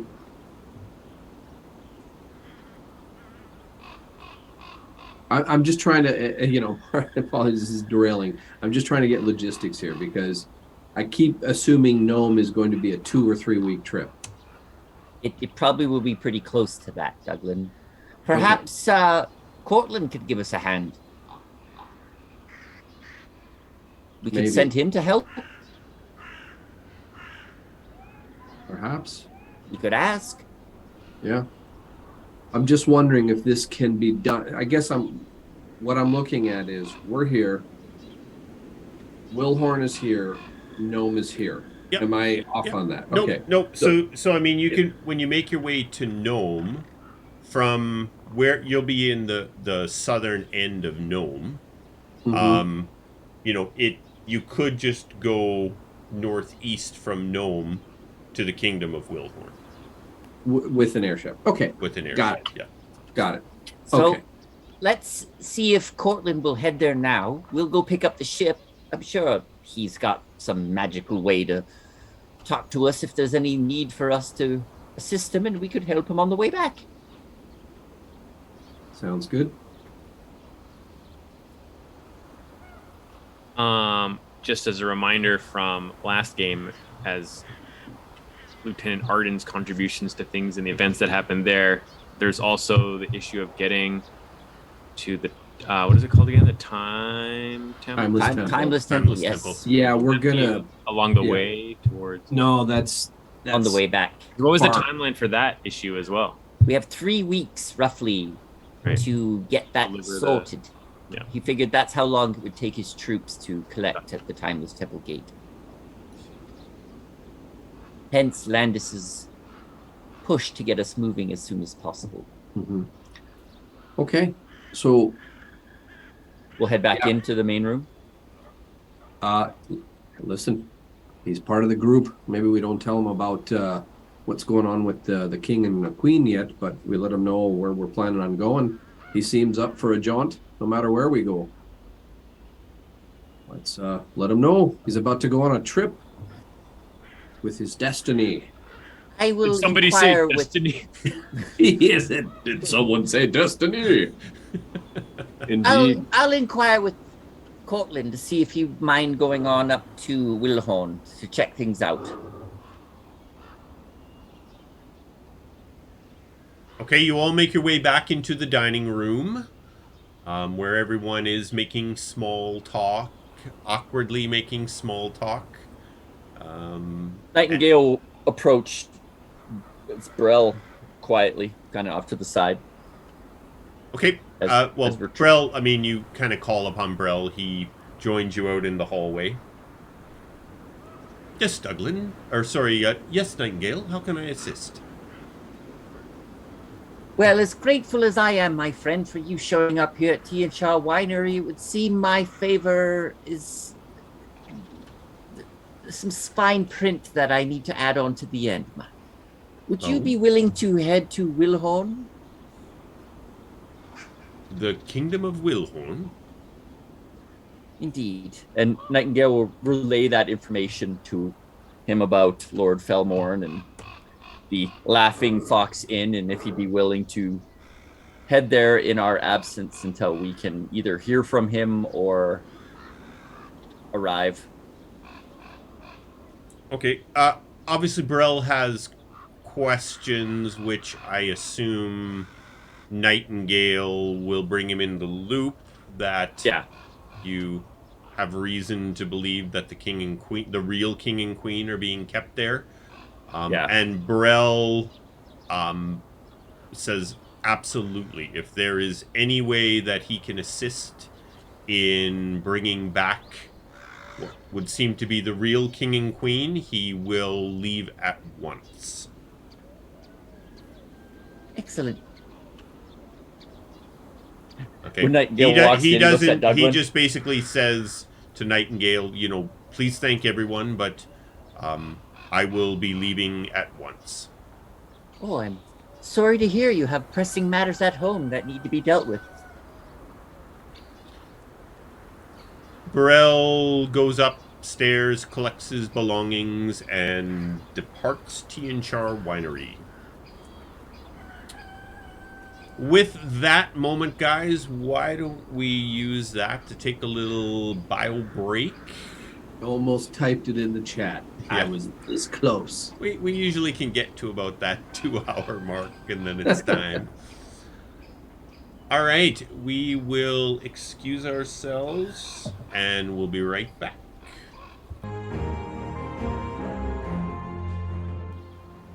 We are back. Okay, so it is morning at Tionchar Winery. It would be now the second day of the first Trigon. We finally did it. Of Elok's influence. The day the day of death that never ended. Yeah. You were finishing up breakfast, and what are we doing? I think we need to see a travel agent, if I'm not mistaken. Well, perhaps we could head to Vargas. That is where we picked up ride with an airship, and perhaps with the right amount of coinage, we could convince them to drop us off at Nome on their way. There you go. All we would need to do is either ride to Vargas or secure passage on a sailing vessel headed up the coast. What would you suggest? It was, I believe, 2 days travel, 2-3 days travel to Vargas by ship. 2 days, basically. Yeah, I think by ship would be best. It would give us a bit of breathing room. At least when you know you're on a ship, there's no doom going to jump out of the forest. What is this? I've heard a couple times now. Doom. I'll tell you what, lad. When we get on the ship, we're going to bring you up to date on everything. Because, listen, just so you know, I know you're excited to join this little band here, but we tend to attract those that mean harm quite often. And what I mean by quite often, I mean quite often. So, I hope you're pretty good with your little dragon's tail there, because you're going to have to use it. Speaking of which, do you have any other tricks you want to let the group know about? Well, seeing as you're unfamiliar with Dragonborn, maybe you've not heard of some of my innate attributes, like breathing. You can fly?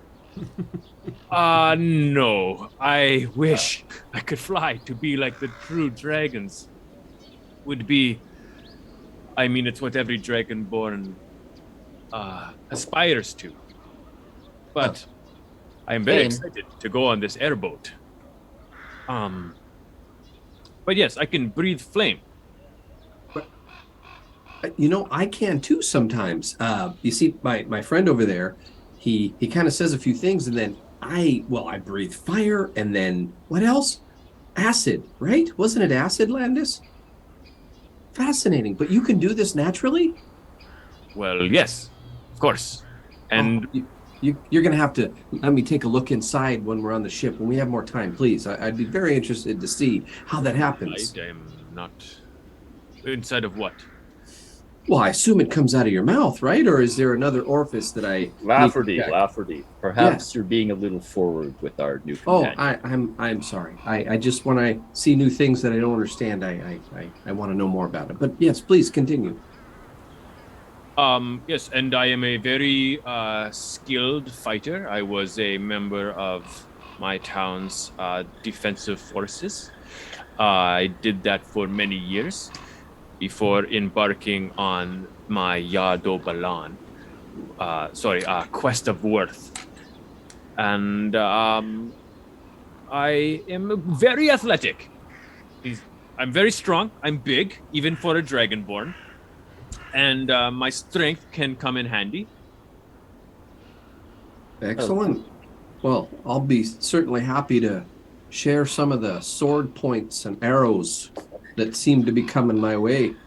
I'll just be right behind you there, big boy. Sure, yeah. Seamless transition from Lafferty to Douglan there, brother. All right, so you'll be joining me on the front lines then, if I have the right of it. Didn't know there was any other lines. Oh, that's a good one. Oh, Douglan gets it like that. He legitimately finds that funny. It's so lame, but it's just like... That's perfect. Oh, God, there's two of them now. But more importantly, when do we go? We're on our way. We just have to secure a water ship. I feel like we should go soon before another messenger shows up. Oh, I would agree with you. You and me both. As we're standing there, a rider rides up. Duh, Perhaps you guys Douglan... have to go to the Shattered Lands immediately. It's a matter of life and death. We're like, side quest number 7, side quest number 8. But no, all kidding aside, Colin, yes, let's if we could secure passage out of the port of Evandor to Vargas. That would be lovely. Just practice and roll in a d6? No, that's the regain charges for the Rod of Healing. Okay, perfect. It's a d6 plus 4. And I have to do my... Sorry, I'm just doing a little housekeeping? Yeah. All right.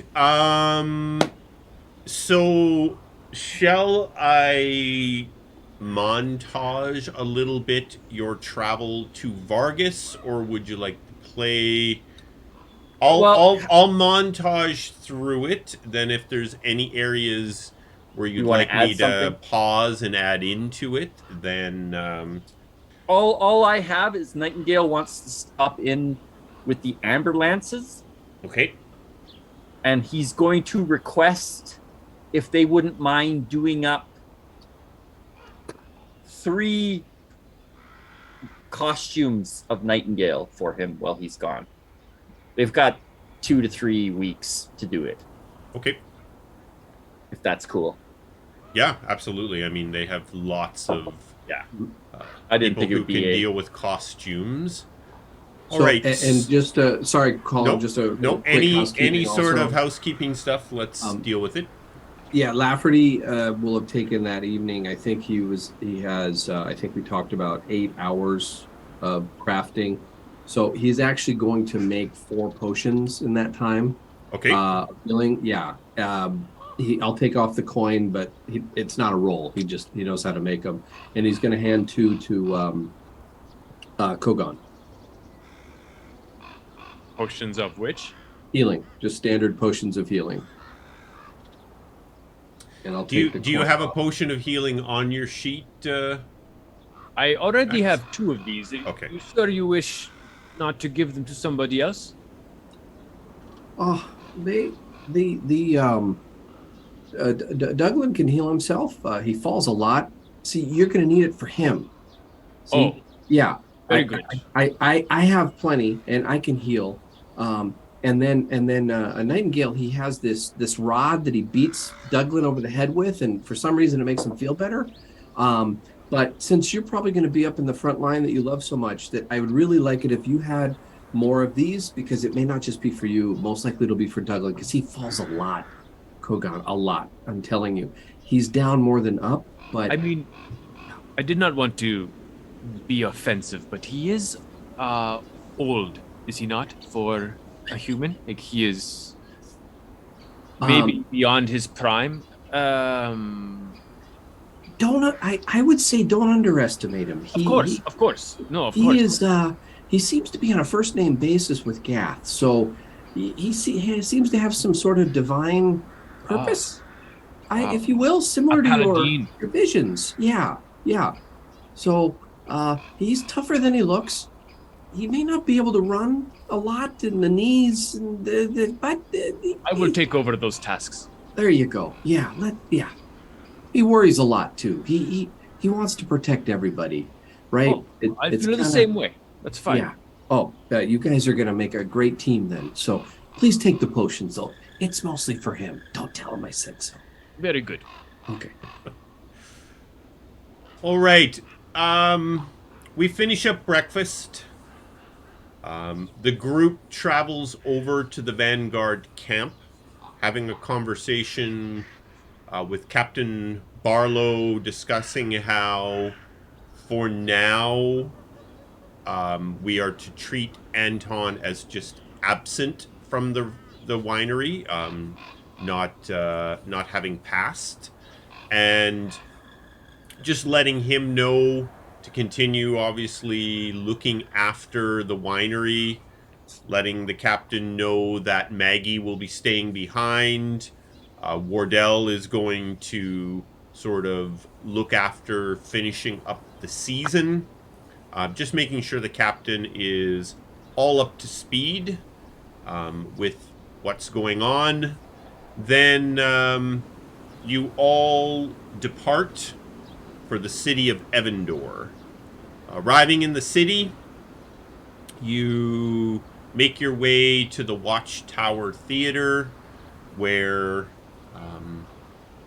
Nightingale goes in and just has a quick conversation, making the request that his Penumbra brethren whip up some additional Nightingale costumes. Are they of any particular size, or? Well, yeah. They have to be able to fit his comrades. All right. So a little measuring up, and they say that that's no problem. They can have those ready for you before the end of the week, and you can pick them up whenever. And while this is going, while they're measuring up, he leans into, Ren, and he's like, inform the Penumbra that Anton has passed. We still have someone who can make the wine, and I'm seeing to the possible, and he kind of looks at him, resurrection of Anton. I'll inform more once I have more information. Okay, but I'm staying close to the only person who can make the wine at this point. They assure you that that message will be relayed back to the college. With that business finished up, you head down to the passenger docks. So that would be the eastern docks. I had to get my bearings in my head there, where all the passenger ships are. You are able to secure passage to Vargas. There are several ships that are sailing that route today. And the trip from Evandor, from the city of Evandor to Vargas, will take just about 2 days. It's going to cost each of you 9 gold pieces, please. If you could... Douglan will take care of all of it. Ah, thanks, buddy. Look at him just throwing his newfound wealth around. The elder is very generous. You find yourself on a ship called the Misty Grey. The captain is Renya Suntrapper, a half-elf. It's a small passenger ship. She's not fancy, but it's very much set up for the comfort of its passengers. And hopefully for the right amount of gold. No questions asked about the giant gold we have. the giant gold. Sorry, what was the name of the captain? The captain is Renya, R-E-N-Y-A, Suntrapper. She is a half-elf. The ship is the Misty Grey, and it's a passenger ship, so it's set up specifically for passengers. There's about a dozen others. The ship does not have private rooms. It just has a very large common area with hammocks that everyone can take up as the need be. You're well fed, well watered during the trip.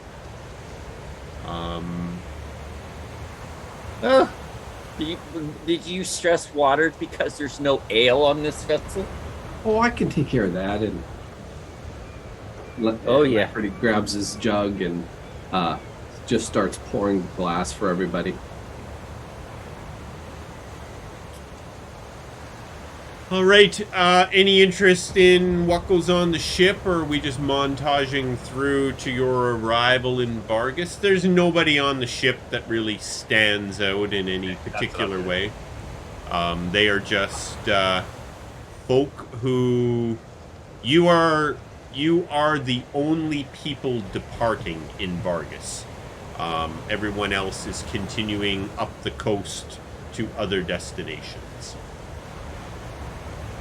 Most respectable folk don't stop in Vargas. Yes. No, as soon as we get to Vargas, I'm looking for Mr. Malcolm. All right. Well, the Edwin. morning of your second day, you arrive in Vargas, and a moment here. So each morning, when Kogaan wakes up, since it's fairly public space, he seems to spend a moment to just like hover his hands over his rings, and those runes get reinscribed. They just sort of like he passes them over, and they go from plain to being reinscribed afterwards. Ooh.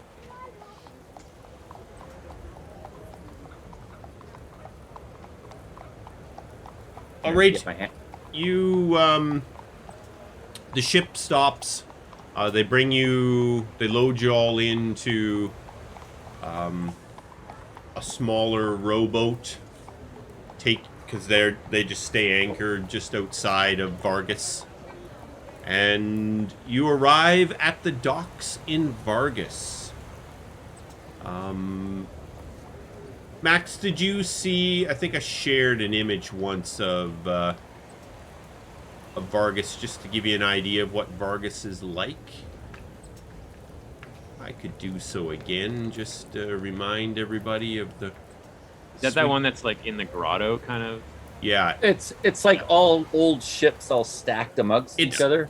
So hidden I in a saw it big in that episode. yeah, Vargas itself is primarily a big, a huge cave that ships can actually be brought right into. It's access from the land. There's a road that comes down into the cave system. It's also open. There are airships and sky ships that make their way into Vargas. And generally the home of sort of the seedier folk of the protected lands. But you guys are here, so you're upstanding citizens. Some of the best. All right, you are standing on the docks of Vargas. Any Where? scrawny little street kids hanging around? There are a few that are sort of eyeing you up as you climb up onto the docks from your rowboat. Douglan, what do you think the chances we find Deeza back here? Part of me hopes we don't. Well, Forgive me, you are more familiar with these places than I am. Where do we go from here? What do we... we'll probably find accommodation at the Good Night's Rest. It's the place we stayed here last time we were here, Kogaan. Very good. But I'm looking for a particular individual, and Nightingale will kind of stride by these young men and see if any of them match Malcolm's scrawny frame. No, but they're watching you watch them, and one of them walks up to you, and he says, "Are you new to Vargas?" I am not. But perhaps you will still be able to help me. I'm looking for Malcolm. Would you know where I'd find the chap? Malcolm Pederin? The one and only. What do you want with that wretch? Well, how about a nice shiny silver piece and you go find him for me? Yeah, done. I'll kind of go, you'll get paid when I see Malcolm. He kind of gives you a scowly look, and he takes off down the docks towards the cavern. Maybe 10 minutes later, him and Malcolm return. I'll flip my young helper 2 silver. He kind of gives him the typical, I don't trust you check. And Malcolm comes over and, what are you doing back here?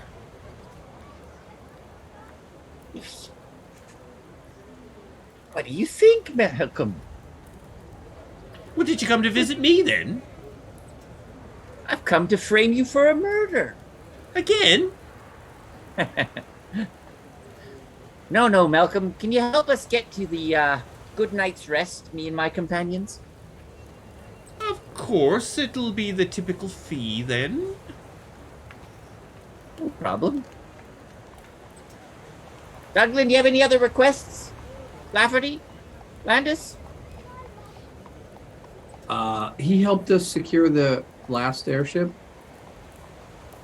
Well, he brought us to Windwalker Travels, yeah. Mm-hmm. He kind of acted as your guide to find your way around Vargas, because it is an absolute maze of bridges and yeah, it's very hard to find your way. You're going up levels and down levels and across bridges, and if you don't know your way around Vargas, you'd never find anything ever. Got it. No. I mean, you know what we need? We need to head on out as soon as we can. What time is it when we arrive? Early morning. Sorry, Early morning. morning? Yep. Nightingale will be like, Malcolm, perhaps you could bring us by Windwalker Travels on the way. If we can secure passage, we'll be out of here as soon as possible. But if not, I'd like to get a place to rest. It's been a long road on these things, and there's barely any ale on board. It's terrible. There ain't nobody here from Windwalker right now. They left 2 days ago. When will they be back, Malcolm? If they're on time in a couple of days. Hmm. What do you need with a sky ship? We need to get to Nome. Gnome? Well, Windwalker Yeah. ain't going to Gnome. We know that, but perhaps with the right persuasion, if you know what I mean, Malcolm, they'd be willing to drop a few people off. Malcolm gets really distracted as he notices a 7-foot tall Dragonborn standing with the others. Who's eyeing this little fellow shrewdly, trying to determine if he's being honest with us or not. About things being weary in this strange What place. is with that? Nightingale will put his arm around Malcolm and kind of turn and be like, I know, isn't it crazy? But he's one of us, Malcolm, and I hope you treat him with the same respect. Try not to stare directly at him. Is he one of them dragon people? He's a rooster-born. Oh, I never heard of them. Yes, even more rare. Just keep Stare it at them between too long, you'll turn to gold. Of course he's a dragonborn, you idiot. Look at him. us. Malcolm, if Windrest doesn't go there, who does go to Nome? You have any idea? There's a couple of airship captains. They'll go wherever you want. I'm going to say something that you'll probably find funny, but can they be trusted? You're in Vargas. Well, could you point us to the one least likely to slit our throats in the night? You know what? You pay them their money, and they all got reputations to maintain. They'll take you where you need to go. But don't trust them. Same place as Windrest? No, not quite. It's a little further back in the cave. I can take you there. Now, are you going to be needing a place to stay? Things to drink, food to eat, all the usual? It all depends, my friend, as how soon we can get out of this lovely place. Now, we talked about this the last time you were here. Money talks in Vargas. You got enough of it, you can get anything you want. All right. I'm not saying we do, but lead the way nevertheless. So you're not saying you don't either, then? Malcolm. You Get wanna moving, stay- Malcolm. Get Yeah, moving. you want to stay in our good graces, don't you? No, I just want to keep getting paid by you. We were good to you last time, weren't we? You were. Let's go. Oh, all right. Lead the way. as he's walking, Nightingale's like, I may have tried to persuade the lad to dress like me to distract the Crimson Shiver. He tells that to I may or may okay. not have. Douglan. Douglan. Oh, you did now. Oh, okay. Well, it's going to cost you a little more to keep him happy then, huh? It was a lapse in judgment, Douglan. I'm sorry. I was panicking. You know, when you got an assassin ready to slit your throat, and they're renowned, you do crazy things. Mm-hmm. Oh, I remember. Something about a note or something. You yes. make your way through the winding maze that is Vargas. So, sort of on the side of the cave where you had previously met with Windwalker Travels, Malcolm takes you all the ways around the cave to the other side. You hadn't really noticed before, but up very close to where the cave is open to the sky above, there's a couple docking berths there that have a couple of airships on them. Now, these airships are considerably smaller than Windwalker Travel's skyship, than the Dragonfly. You know, you would say, you know, they could probably comfortably hold a half dozen passengers or so with the crew. Malcolm takes you up some winding stairs and such that gets you to one of these, an airship that is currently docked up there. Now, that one over there, she's called the Lonely Horizon. Her captain is Captain Bromley North. He's you know what, for Vargas, he's a pretty good man. You guys can probably secure the entire ship with the 5 of you, and the captain will take you wherever you want to go. All right. You care to give us an introduction? Douglan, that guy over there is Captain Bromley. Good luck. Nightingale just starts laughing. You just treat everybody, Douglan, like they're a servant, don't you? I did ask. I didn't tell. Well, you had the Vanguard running around like they were your personal servants. I'm an honorary captain. He's an honorary captain. He can do that. Well, So perhaps we're we should going meet on this north. this airboat, Yes, Kogaan. and then we are going to a place to get another airboat. It's complicated, but yes. Very good. So, well, we're hoping anyway. It's As yeah. so, yeah, it's long and complicated. It's about 19 episodes. Anyway, Well, we'll fast forward. while we're walking through the city, Landis kind of will walk up next to Kogaan and be like, Kogaan, and he opens up his book. He's like, you happen to mention a Yadu Balan you're on? I'm probably butchering your language. Sorry, maybe, yeah. Yado Balan. It is a quest of worth, yes. Yes, the Quest of Worth. What exactly type of Quest of Worth are you on? Well, that is a long story. Maybe I will tell it when we take an inn, or if we are on this ship. Indeed. I would love to hear it. Yeah, I'm happy to tell it, of course. And I also would like, at some point, to speak with you, Nightingale, in private, if I may. Later this evening, perhaps. Sure. Maybe over some wine. Do you drink wine? Do your dragon people like wine?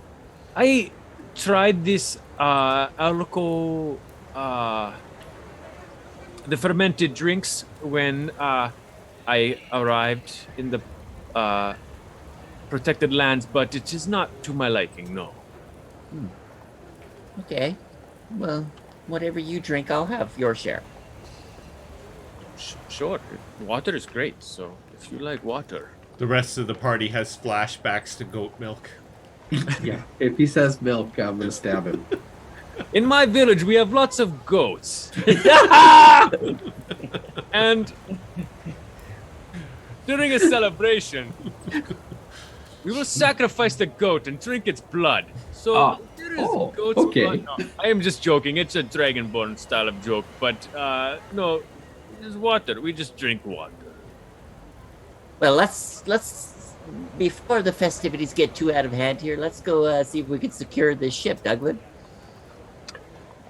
Yes, let's do it. You arrive where the Lonely Horizon is docked. There are a couple of people who are working on the ship's deck. And one of them, as you approach the ship, walks over to kind of the gangplank that attaches the ship to this mooring area up in the cavern.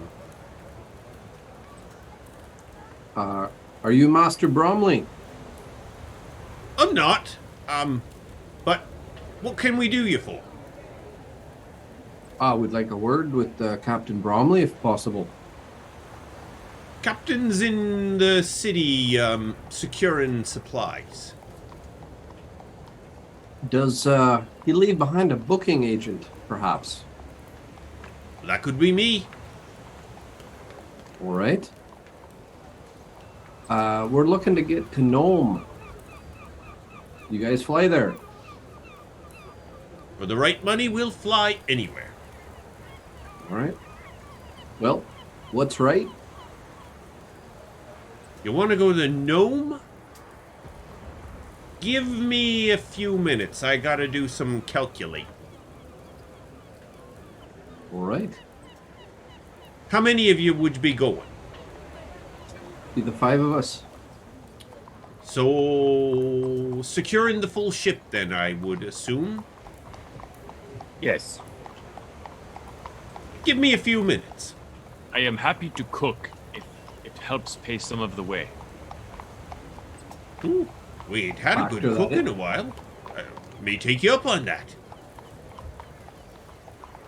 You see Nightingale's like, I'll perform too if that'll help. And Lafferty's like, and all the ale you can drink. This is gentleman the fun. heads into the aft cabin.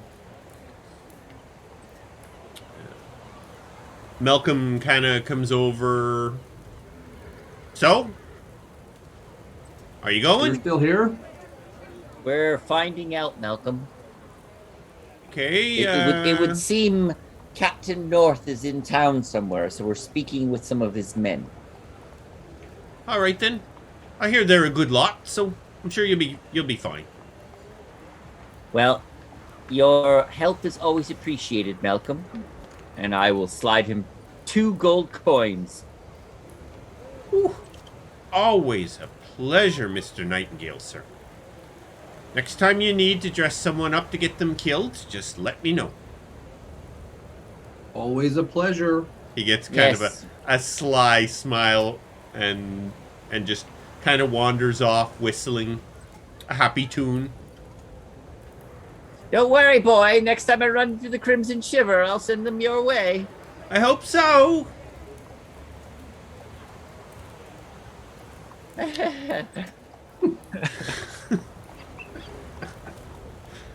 Awkward.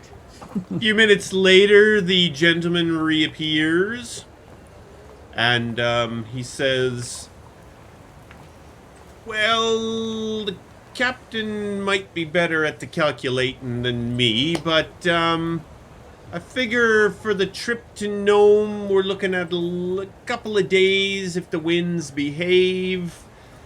Let's say 120 gold a day to hire the ship."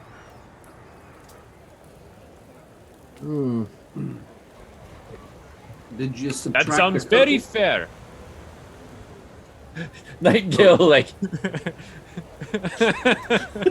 What, is that not the fair price? It sounds reasonable. I mean, I have absolutely no experience in this well, transaction. thank you for agreeing. By Fine, the way, sir. lad, I didn't get your name. Could I get your name, please? Absolutely. My name's Riston. Riston, did you subtract the fine cooking, unlimited ale, and the entertainment from that charge? We'll take a 50% deposit, and we'll see how those promises pan out on the trip. When do you think you'd be ready to leave? How soon do you need to leave? We're ready to go Immediately. now. Very soon. We could probably track down the captain if he's sober. Let's say 4 hours. Give us 4 hours. Okay. Douglan will reach into his, like, 1, 2, 3. Oh, Grandma's counting the coppers from her purse. So 120. As he's doing that, Nightingale's pushing him behind No, Kogaan. Yeah. No, so You yeah. stand there, Kogaan. Yeah. We'll have the deposit ready for you when we're ready to leave. All right? We'll need half down now, 120 gold. But you're not ready to go. But if they're not ready to go, then we retrieve our gold back, and everyone is even, and we go on our ways and find new transport. Kogaan. You see Nightingale's like, He's like a baby. They literally could fly away with our gold. You know that, right? I will stay by the dock here. And wait the 4 hours if necessary. All right, then. 60 gold for preparation. Another 60 gold to depart. 120 on arrival. That's doable. All right. I will subtract from this chest the proper amount. Nightingale leans into the pirate. I'm going to call him a pirate. If you happen to decide to leave town with our coin, my big gold friend, he's got a taste for people like you. Kind of looks at the Dragonborn, kind of almost really noticing him for the first time, and we run a good ship here. The Lonely Horizon has a good reputation. Do I know if he's telling the truth or not? Like, is he being earnest, or is he, putting on a bit of a... Give us an insight check. Our Right, first we're roll rolling. of the night. Yeah. Oh my word! With the way it started out, I'm worried. Oh! Oh, holy moly! Kogaan, with your still somewhat limited understanding of these fleshy folk, he does seem to be genuine in his almost gloating of the Lonely Horizon's reputation. I turn to the group and it's like, it seems like they are more interested in maintaining their reputation for future business. It would seem unwise to leave for a mere 60 gold. All right. Makes sense. Douglan, cough it up. I did. can't seem to find my purse at the moment. I did. I coughed it. If you look at my inventory chest, I keep deducting. I coughed it. And you said we will be leaving at what time, sir? 4 hours. 4 hours. We'll say it'll be about high noon by then. Excellent. Douglan, Ah. do you think we could find Durham? Go for a Well- few drinks? Perhaps. And Lafferty chimes in. I would really like to go back to the Broken Vial if I could, if we have time. Maybe we can split the party. Sure. you go to the Broken Vial. We'll go for drinks. Landis, would you like to come with me? Lafferty, you're speaking my language. I'm not sure you want to montage that, or if you want to go deep dive into another role-playing Broken Vial Magic Shop cameo, because he was looking for stuff, right? Last we left, he was keeping an eye out for things. He was off to speak to some council for you. Yeah. No. That was in Coldhorn. Oh no, we're gonna make it this guy, so it's more interesting. Oh, that's right. I thought it was It this is guy. cold hard. Yeah. Oh well, let's screw it. That was in Coldhorn. Well, I'll still swing by, see if there's anything. Yeah, the magic shop here was kind of small. Yeah. It wasn't very good. Ralaran just had a small amount, primarily spell components and a very small library of books. I'll top off. How's that? Yo, what? Top off my components. if Landis would like to also. I do believe, Kogaan, you wanted to speak with me privately. Is now a good time? Yes, if you would like. You're not hungry, are you? I am. It's fair to say that I am always hungry. Ah, well, perhaps we could find a place to eat. Indeed, that would be wonderful. Yeah, so we can find like a restaurant or inn, tavern kind of idea.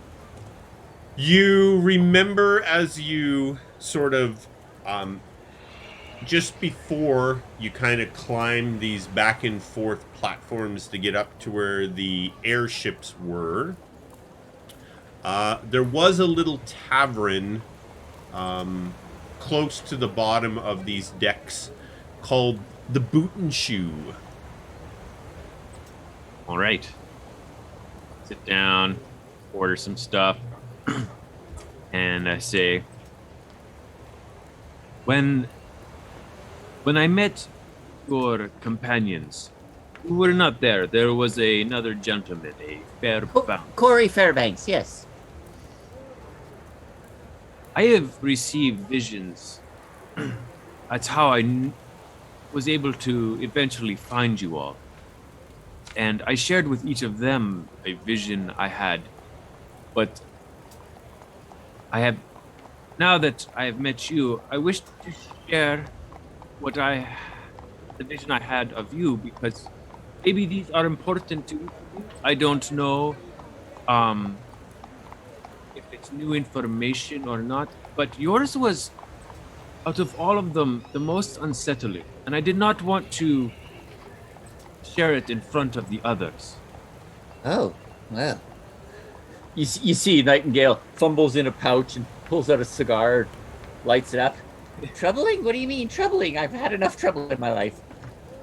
Well, in this vision, I saw you, and it is as I see you now, always in this mask. Yeah, yes? You were standing with 4 young boys, and you're all standing together, and you're looking at an older, stern-looking man who is holding a young lady, roughly, from the back of her neck. She looks very terribly upset. And 3 of these 4 boys, much like Landis's dog in the vision of him, they are not all there. They are a ghostly image. They are transparent. I can see their essence, but they are not fleshed out. As well as the young lady, who is also in this manner. Huh? But you, I see as you are now. Well, that's good. I'm not a ghost. That's good. That's No. good. Whew. So, anyways, I don't know if this is what the meaning is. Of course, I just thought that you should know, as I told everyone else, is what I've seen of them. So do with it what you will. I, of course, am curious about all of these visions for all of you, but I do not wish to pry. It is none of my business, but I wish to help in whatever way I can. You see Nightingale's like, his cigar's like already half gone. Through that little, like this like power dragon on it. Yeah. He's like, Kogaan, where do you get these visions from, if you don't mind me asking? Are you a religious man? Well, these visions came to me. They were granted by Hanu's Yak. Near in the mountains range of my village, there is a gold dragon who lies in slumber there, an ancient one, that none have seen for centuries. But image of Hanu visited me the first dream I had that started me upon this journey.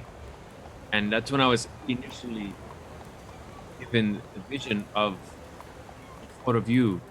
And then as I landed in the protected lands, these other visions started to appear.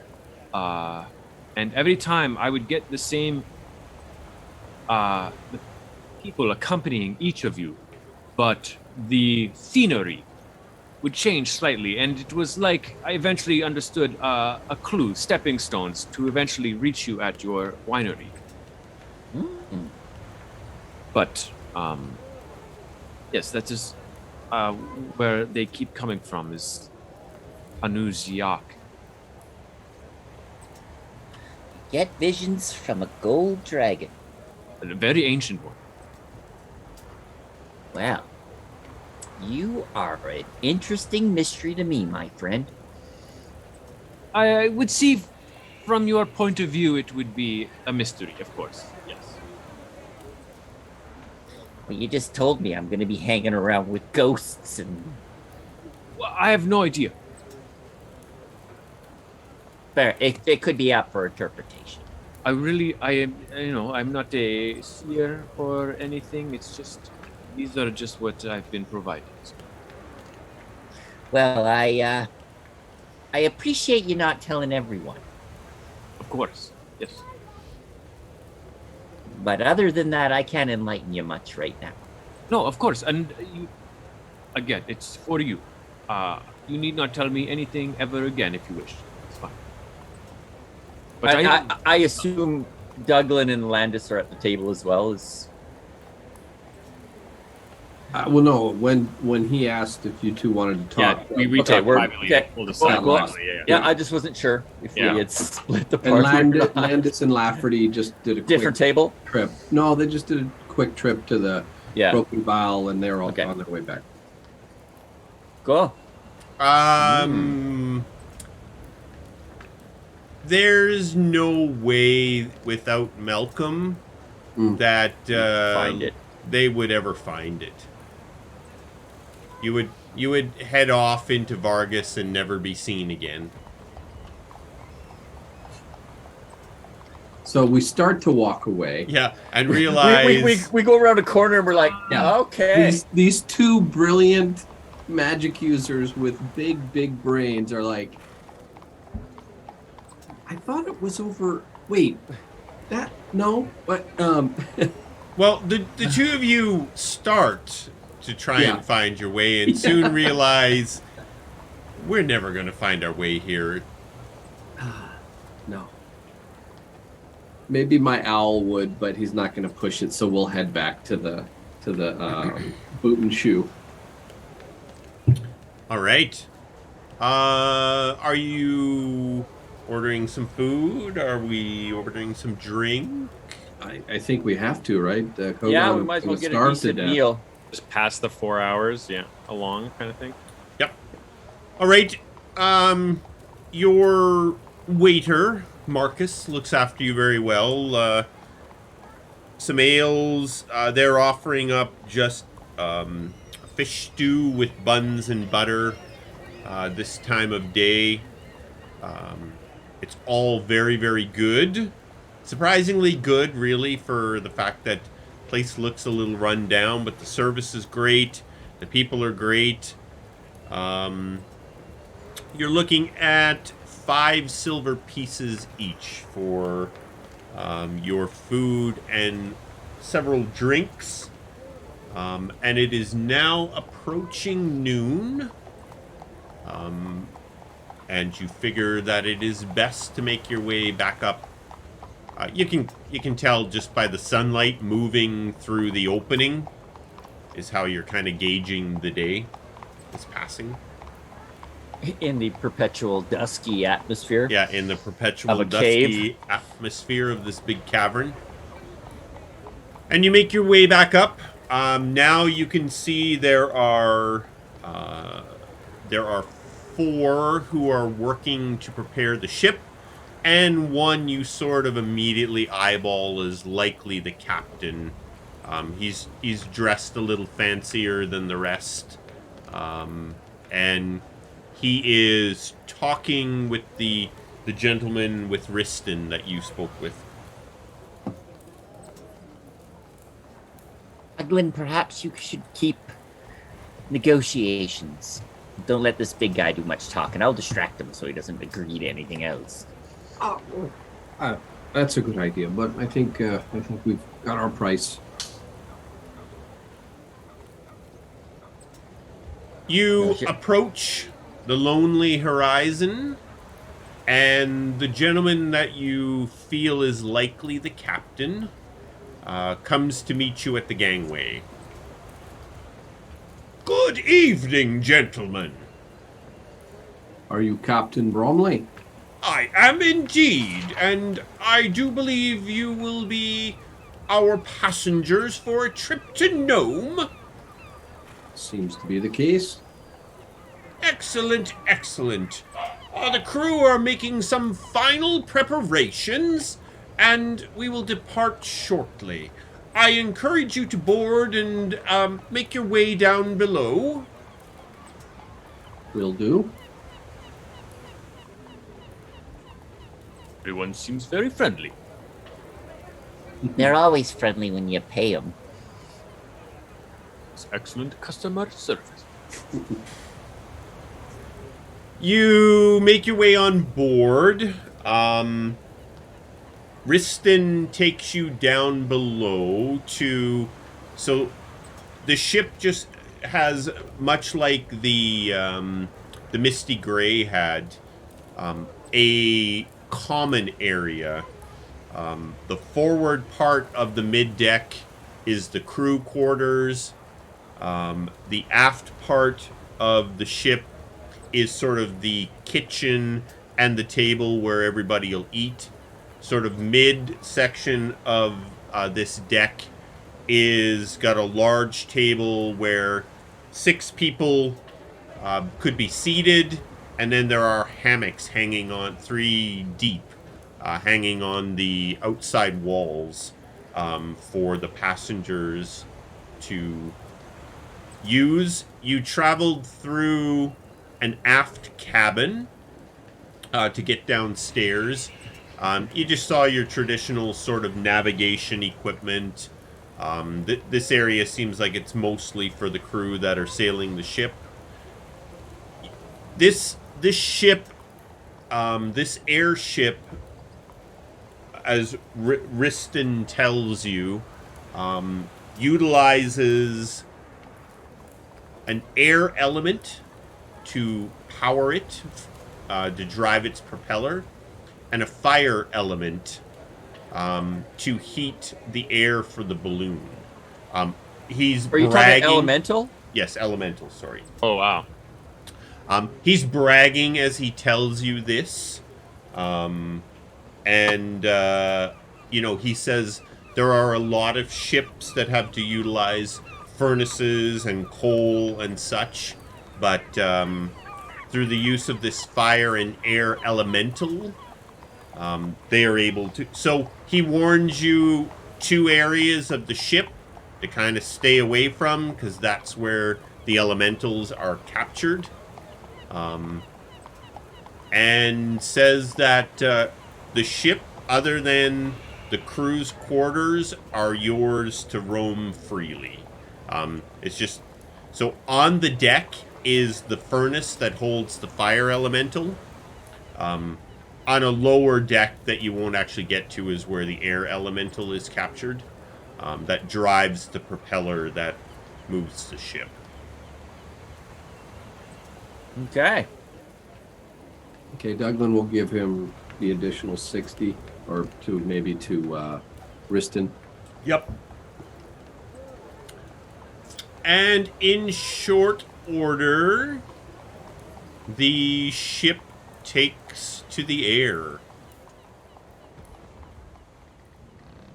Kogan's on the front, the bow of the ship, just like, oh, this must be what it's like to be a dragon. Near, far, wherever. Douglan Tied comes himself off. behind him. Not an idiot. Douglan just comes behind him. Yeah. You can barely get your arms around Yeah, him. exactly. It's like, Oh, you're a big fella, aren't you? So the airship kind of drifts towards the middle of the cavern, then heating the air in the balloon, they rise up and immediately head off towards the west on a course towards Nome. This is a Lafferty is very very excited, by the way. Very excited. I feel like we should be very cautious, and that this is very dangerous. Elementals are very dangerous. Landis is like, I would have to agree with Kogaan. If these happen to get loose, they're not going to be pleasant. But Keep your arms and armor close, I think, on this journey. So, Colin, Lafferty spent extensive time with gnomes. Could he maybe share something with the rest of the group, just as flavor, or would they be totally different type of characters, if you will? About the gnomes of Nome? What is it you would like to share? You would know, Lafferty would know lots about Nome. You've spent all your time in the southern end of Nome. Mm-hmm. According to, well, actually, we'll play this out because, so as you take to the air, Captain Bromley, I'm going to assume you're all on deck. I mean, you're on an airship, first getting up in the air. checking it out. That would be super cool. Douglan and Kogaan are at the Kogaan for sure is on the deck. Yeah. He loves this. The captain comes over to you all and says, now, I would like to know where in Nome we're going specifically. Landis will step up. Yeah, I was gonna say, I don't remember where we're supposed to go. Isn't Nome a little place? Douglan can't help. He's laughing because Douglan has the same dad humor. Are you sure you're not older than you? Well, actually, you didn't even tell us how old you are. How old are you, man? I am. Use the term years. I am 24. 24 years. You're just a baby. Prattle Point. Prattle Point? Prattle. Prattle Point. Now, do you want to go directly... Now, sorry. Lafferty, hearing Landis say that you need to go to Prattle Point. Prattle Point is very close to Blinderstone. Blinderstone is the gnome city that you spent all of your time in.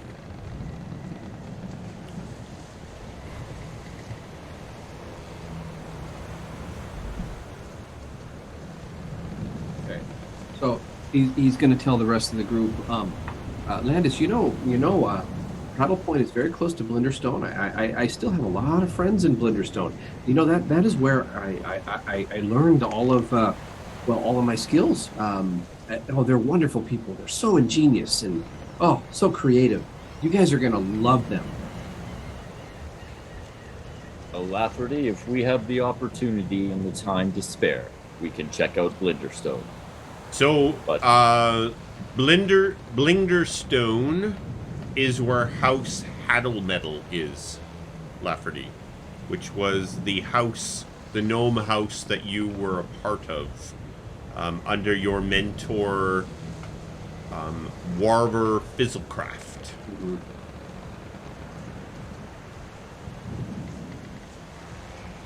I would so very much like to see my mentor if we have the time.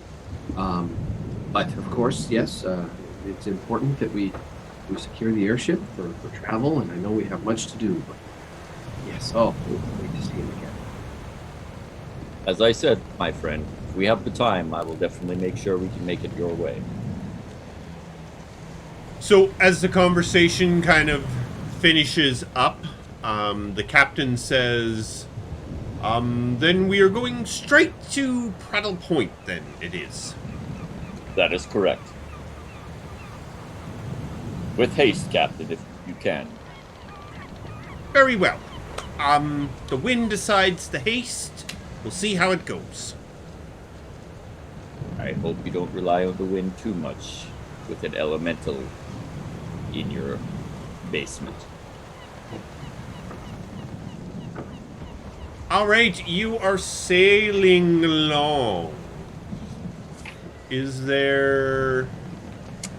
You have a new member of the group. Is there any further conversations you would like to partake? Lafferty would go over... With young Kogaan. Yeah, Lafferty's going to go over to Kogaan and can I have a word, Mr. Kogaan? Sure. What other visions have you had of me? Of you? Oh, just the one. I mean, I've had it many times. Each time, a slightly different change in the background. It was like, I was explaining to Nightingale, it was like stepping stones to a new location for me to ask for you and be on the path of finding you all. But it was always the same scene. Could you describe the... Well, you did say the two images were the same, but one had a shadowy background, and then there was a shadow being behind them, correct? Yes, so it is of you standing with two gnomes. And there's also a strange, I do not know how to describe it, a shadowy creature. But also one of the gnomes themselves had a shadowed appearance. Not like full shadow like the creature, but definitely like an obvious shadowy tinge, I suppose. Were they the same gnomes? Was it the same person? I don't. The one in shadow looked... It's hard to discern all the features. Mm-hmm. Well, sorry for all the questions, Kogaan, but when did these visions start? As soon as I landed, can't remember the name of that kingdom. Elegon? The city of Elegon. Yep. Elegon, yeah. After a couple of days in Elegon, sort of struggling, then figure out where I should go, the visions started to appear to me. And how long ago was this? Maybe about 2 or 3 months ago. Which coincides with anything that I would remember around that time? Like my first vision was around that time? Yes. Okay. Yeah. Yeah. Interesting. And so just the one vision over and over, maybe slight, but just that. Okay. Well, be sure to tell me if you have any more of me, okay? I'd be very interested to hear about it. Sure. Excellent. Well, and maybe another time I'd like to hear about your I think you call it some type of a quest. Yes. I will say it. Ya-do Balan. Ya-do Balan. Yep. Wonderful. Quest of Worth. Quest of Worth. Fascinating. You will have to tell me all about it. But I don't want to take up too much more of your time. We will be adventuring for a long time, I am sure of it. And we can have many conversations. Well, let's hope so. Let's hope so. All right. Thank you. Of course.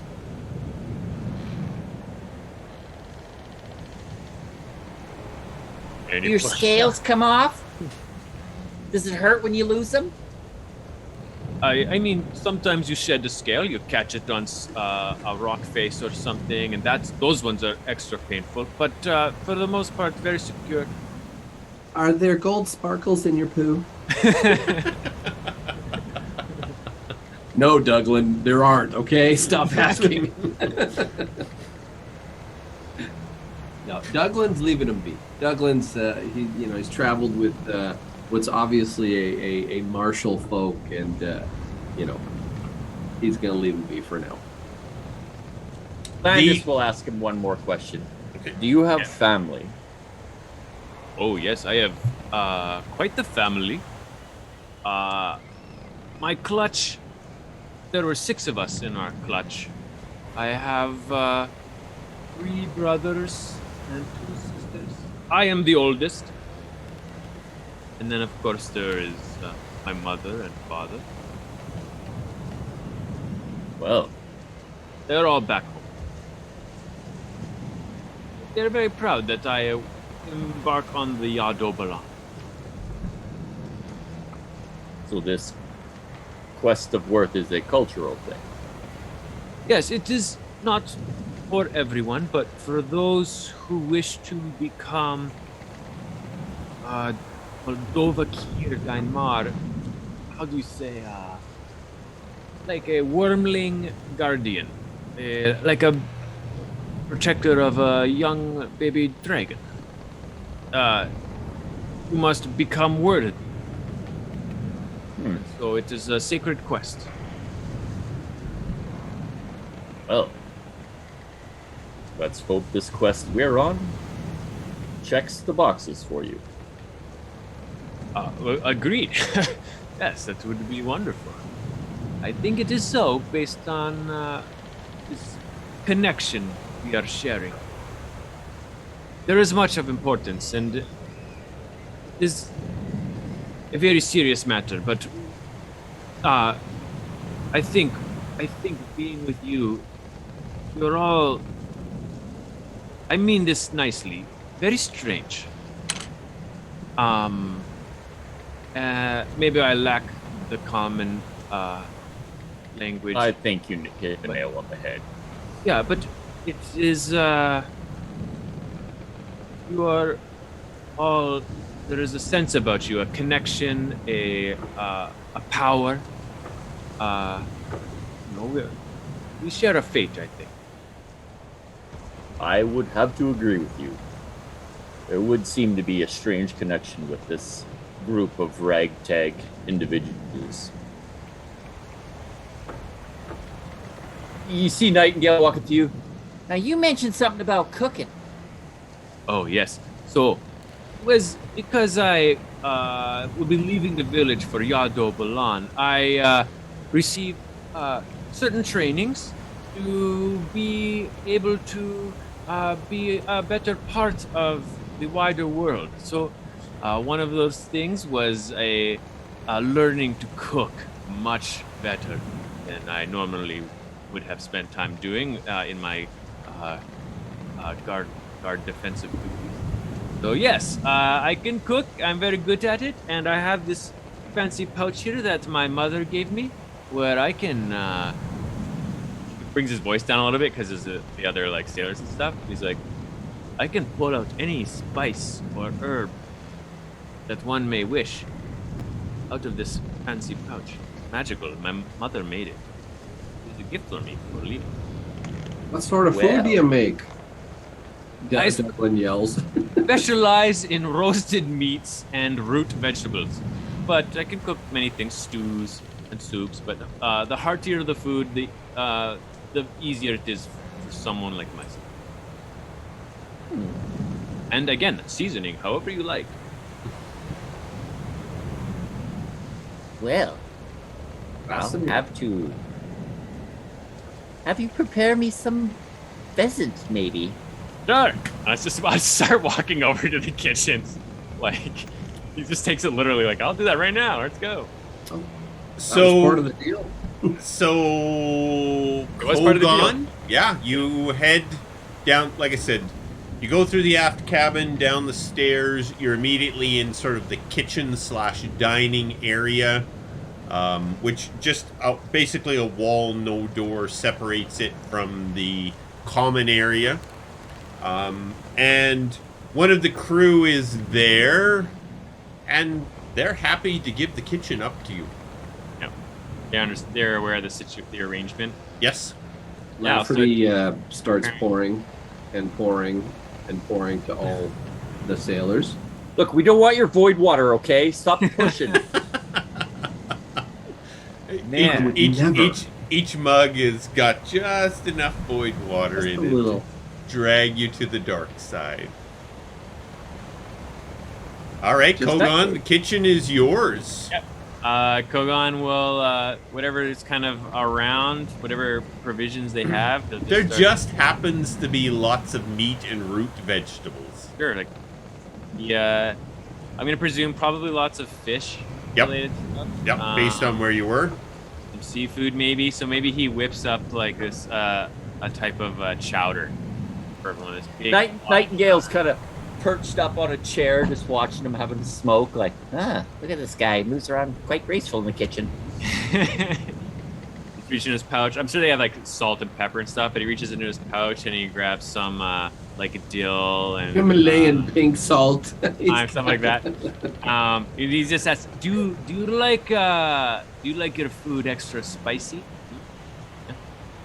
Extra spicy that a dragon would like, or extra spicy that I would like? Okay, maybe I'll hold He does up. breathe fire, Nightingale, so let's be careful what we ask for when we say spicy. I would okay? think Nightingale, being from Easterly, would like spicy food. Yeah, I like spicy, but I don't want my ass to erupt. So We are on a small ship here, okay? I'll scoop up some of this chowder for Nightingale, and then I'll reach into my pouch and I'll pull out. You see it? It's like a tiny little pepper, but it's twisted, similar to like my dragon horn, and it's red with a yellow kind of seam through it. And I just squeeze it a little bit, and like a couple little like drops of it's a kind of a watery pepper, but it just drops into the chowder, and I mix it up. So I just put a couple of drops just to taste. And you don't even know, but that'll be pretty spicy. Just the just the two little drops from this little pepper. Nightingale's like, Like 2 drops would probably be like eating like a ghost pepper. You know what I mean? dear Lord. Holy Yeah. Jesus. So that's not like the highest level, you know what I mean? But it's definitely pretty damn hot. Wow, yeah, a ghost pepper. That's the hottest pepper. No, there's way hotter than ghost. So Nightingale, it's pretty spicy, but it's good. It reminds you of Easterly, Of Rashgar. of Rashgar. Yes. Nightingale will look at him and be like, I think I'm gonna like you. This is delicious.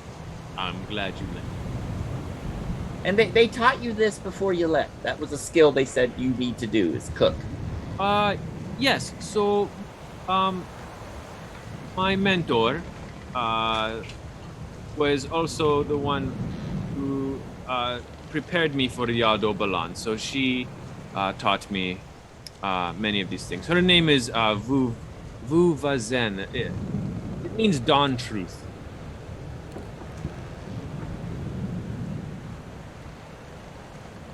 Nightingale's like, no. Before Just very wise. Kogaan moves the spoon away, he's like, that was good. That was real good. He'll walk out back by Douglan and be like, oh, Douglan, it's not spicy at all. Don't worry. I just put it in a separate bowl for you, so if you didn't put it in the whole pot, I'm aware. I'm aware that it may be a bit. Not everyone might be. Douglan I be probably like, learned that. I learned that early on when I was like trying to cook for someone as I was like bartering my way through cities. And You stuff may like cause Douglan to have a heart attack. that. Yeah. Maybe less spicy for the elder. Yeah. But yeah, I guess if there's nothing of events comes up, that's what Kogaan will be doing for the couple days voyage. Is just cooking fantastic meals. Yep. Just busy, keeping himself busy. Secretly, Nightingale's working on a song of Gold Dragon in the kitchen. He's trying to come up with some good lyrics. The Gold Dragon song. All right. The voyage is uneventful. Kogaan enjoys himself in the kitchen for the couple days. Lafferty is producing ale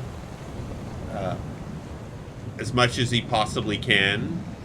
And for the most part, the crew just goes about their business. They also very much enjoy Kogaan's cooking, as they sort of all take turns with the cooking duties, and none of them are particularly talented in that area.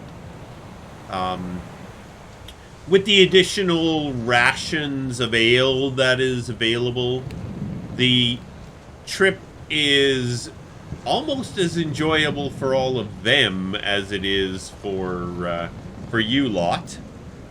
And produce 4 gallons a day, just so we all know. That's great. What are you guys having? Yeah. And as we get towards the end of the second day, it's sort of mid-afternoon, and the captain comes down.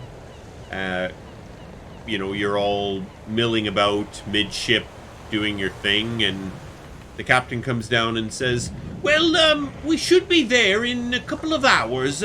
You can see where we're going. You can see Prattle Point from here. Gander out and have a look. All right. In the distance, you see what I would kind of characterize as a very large shipyard. So there are Prattle Point, which Lafferty is able to sort of relay this detail to you. Prattle Point is a shipyard that both builds and services sailing ships, airships, and skyships. And that is all that Prattle Point is. Basically, everything that is required to look after the gnomes that are building these ships is there within sort of the town of Prattle Point. But you'd never tell there's sort of a town built within the shipyard. All you really see are all the ships and such that are being built, big warehouses and such. Yes, Max? So is Nome a region then? Nome is a big island that sits on the west side of Emathan. Gotcha. The whole island is known as Nome. Okay. You would think that, such an ingenuity-laden race would come up with a better name than just Gnome, don't you think? But nevertheless, it's stuck, and it's all.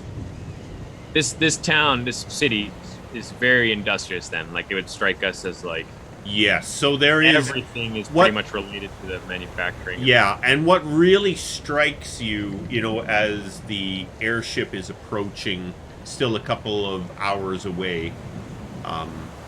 it's just all the smoke and steam that is rising up from all the various gnome machinery that is being used in the construction of these various types of ships. As Lafferty knows, a very familiar theme with all gnome cities is smoke and steam. And random explosions. Oh, wonderful. As the smoke and steam gets away from them on occasion. Well, Lafferty, because you've got a bit of experience with gnomes, we're going to be looking for Landis. I believe you said his name was Captain Wigglewander? So you think you'd be able to facilitate that, Lafferty? Of course, yes. I'd hate to insult them by saying something inappropriate. I speak fluent gnome, as you know. And they, well, I've been given the honor, really, of well, how else can I describe this? They sort of gave me an honorary. I don't know how to. They think I'm one of their own, basically. That's basically what it comes down to. Now, Colin,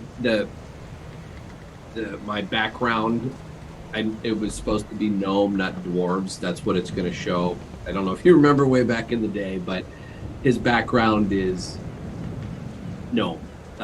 It's respect of the stout folk, which is dwarves, but it should have been gnome. We were reflavoring it. So anyway, Yep. 2 decades. Yep, absolutely. So basically, Lafferty grew up spending a lot of time in Nome, in Blinderstone specifically. So Is that why you smell sort of like a hot spring that is not safe for bathing? Yes, yeah. Well, you see, I have, and I pull out all of these like chemicals and you see like burn marks on his hands and stuff like that. Yeah, you see him constantly mixing things, and he goes on to a long explanation of all the things that he can create, the potions, the bombs and stuff like that, and he's looking over your weapons, and soon I'll be able to make those weapons a little bit stronger if you'd like, but for now I can just make these elixirs and potions, like the potion of healing. But yeah. You're not going to surprise us with a gnome wife, are you? Oh, stop. No. Okay. Being an honorary gnome at all, I don't know what that entails. A lot of hard work. okay, Can you guys still hear me? Yep. Yeah, you're frozen. But we Yeah, can hear you. I'm having technical difficulties at the moment. All right. Well, your picture's still He's so there. stoic. Yeah, you're very stoic. Concentrated. Yeah, I'm not sure what just happened, but maybe it tried to. Maybe it didn't have the mouse moving for a long enough time, but It happened to me Egan's too. frozen too. It happened to me too. For a while there, all you guys were freezing for me. like my Zoom meeting's not responding, Fantasy Ground's not responding. Things are going weird. So Oh, you're about to. Well, might be a good time for us to take a quick little break then, and Break number 2. yeah, we can do a break number 2 here and get ourselves sorted out to. We'd like to interrupt these D&D proceedings with some technical difficulties. Maybe reboot Yeah. Max, like everything. All right, we will be right back. Okay, we are back live, and look at that. Everybody's in the right spot. That's really good. Hello. That's good. I didn't even have to fix nothing. sorry, 3 viewers. Do we have 3 viewers? 2. Nice. That's us. Yeah. Okay, if we pick up where we left off here, I think we were About to introduce Lafferty's baby. yeah. So, you are approaching Prattle Point, and like I said, you're still a couple of hours out, but you're up quite high, so you can just see, a very small point. Well, Prattle Point's actually quite big. There's probably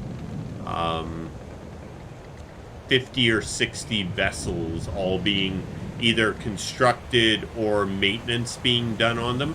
You can see what look like towers, 3 or 4 towers within Prattle Point, where there are airships and skyships docked to them. And you're coming in hot. Excellent.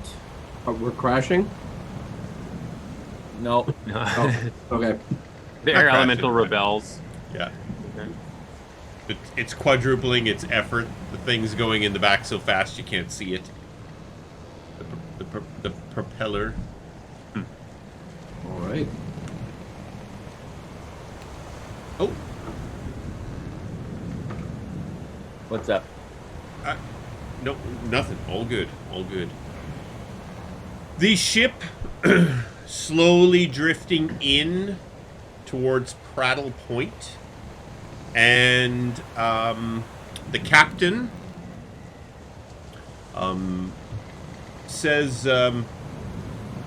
we'll have to dock out on the outer edge of Prattle Point. There is a lot of paperwork that I don't really want to deal with in order to sail within there. I hope that will be agreeable to you all.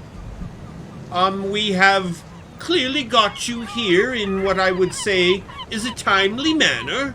Now, the crew and I have very much enjoyed your food and your drink for the trip. We have never met a Dragonborn before, and certainly did not know that your kind are so talented in the kitchen. So we do thank you for that. I would say that your services to us were easily worth 20 gold pieces over the trip. So we will agree on 100 gold pieces as the final payment. There you go. And we thank you. I believe the thanks is to Kogaan. Oh, indeed. I have never tasted quite such a spicy fish chowder before. It was excellent. I am happy you were up to a cultural exchange. Indeed. The ship drifts its way down to Prattle Point, the lonely horizon, captained by Bromley North. It comes in just basically to the docks where the ships all are free to dock. Even though it's an airship, it kind of just comes in, touches down on the water, just kind of coasts over to one of the docks. They extend the gangplank, and you are free to disembark. Is it like Lafferty. a teeny tiny little gnome-sized gangplank, or is this a big one? No, they have full-time. These are all humans on this ship, so We will head out.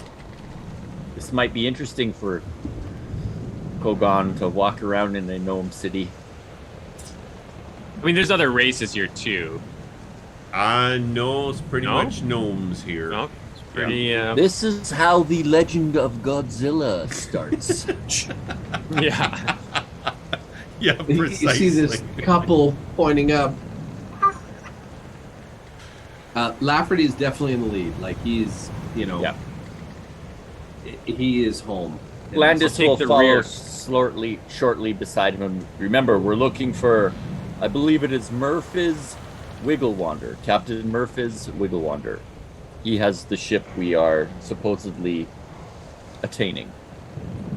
And what is the ship's name? Anyone? The Anyone? Stargazer. Oh yeah. Okay, excellent. And does anybody know the reference? Come on, my geeks, please. Battleship Galactica. The last Starfighter. Dark. Oh god, that's it. I am literally Star Trek. Is it? 500 gold dragons. Barbarella. The Stargazer in Star Trek. The Stargazer was Captain Picard's first assignment as a captain. No, I'm not a Trekkie Okay. I mean, as much as you are, clearly. I can't believe you guys didn't know that. Yeah, I can't help Sorry. but think less of you all the first red shirt killed, his name was George. Everybody knows that. All right, you are all standing on this dock. Now, before you is sort of the first time, now that you're down on the ground, You're looking out across Prattle Point. It's just this huge industrial complex. So it's all these giant warehouses and hangars and these big towers that go up where airships and skyships dock. And it's enormous. You know, like it is a complex that would be comparable to like the size of the city of Evandor, which is quite enormous. Wow. Yeah, Lafferty is there other gnomes around? Are there gnomes around? Because the first one he sees, he's going to There are gnomes everywhere. Gnomes for days. Awesome. Yeah. First one he sees in Gnomish, he's going to ask if they know where the Stargazer is. A gnome comes, or the gnome you approach. What are you looking for? Well, we're actually looking for Captain Murphys Wigglewander. He owns an airship called the Stargazer. I was wondering if you could point me in the right direction. This is it's a pretty big place. I'm not familiar with. Is it an ship, airship, skyship? Yeah. Yes. And I'm sorry. What is your name? Like, Lafferty knows the courtesies and the nuances of how gnomes talk and proper courtesies and etiquette and all that stuff. Because part of his background is that he is immediately welcomed, sort of like he's one of their own. So with that in mind, he's going to ask, perhaps there's a sort of a port master that you could direct me to. Maybe perhaps they would know. Landis will be like, the Stargazer is a skyship. Oh, a skyship. Well, you see off in the distance over there, that tower. That's where functioning skyships are allowed to dock. Is she a functioning skyship? We certainly hope so. Yes. You'll find her over there. Well, thank you, good sir. You do the gnome's handshake. Yeah. Takes 10 minutes. Yeah. Turn around. They're still going. Yeah. The gnome's secret handshake. It's very technical. They're very technical people. Oh, yeah. The five of you, and I have to get used to saying five and not four, head off across Prattle Point. Now, Prattle Point is an absolute beehive of activity. And thankfully, Lafferty feels somewhat comfortable in this environment and is able to get you through the activity, and you eventually find yourselves at the base of this tower. Has this winding stairs. There are two skyships that are docked on this tower. One about midway up, one right towards the top.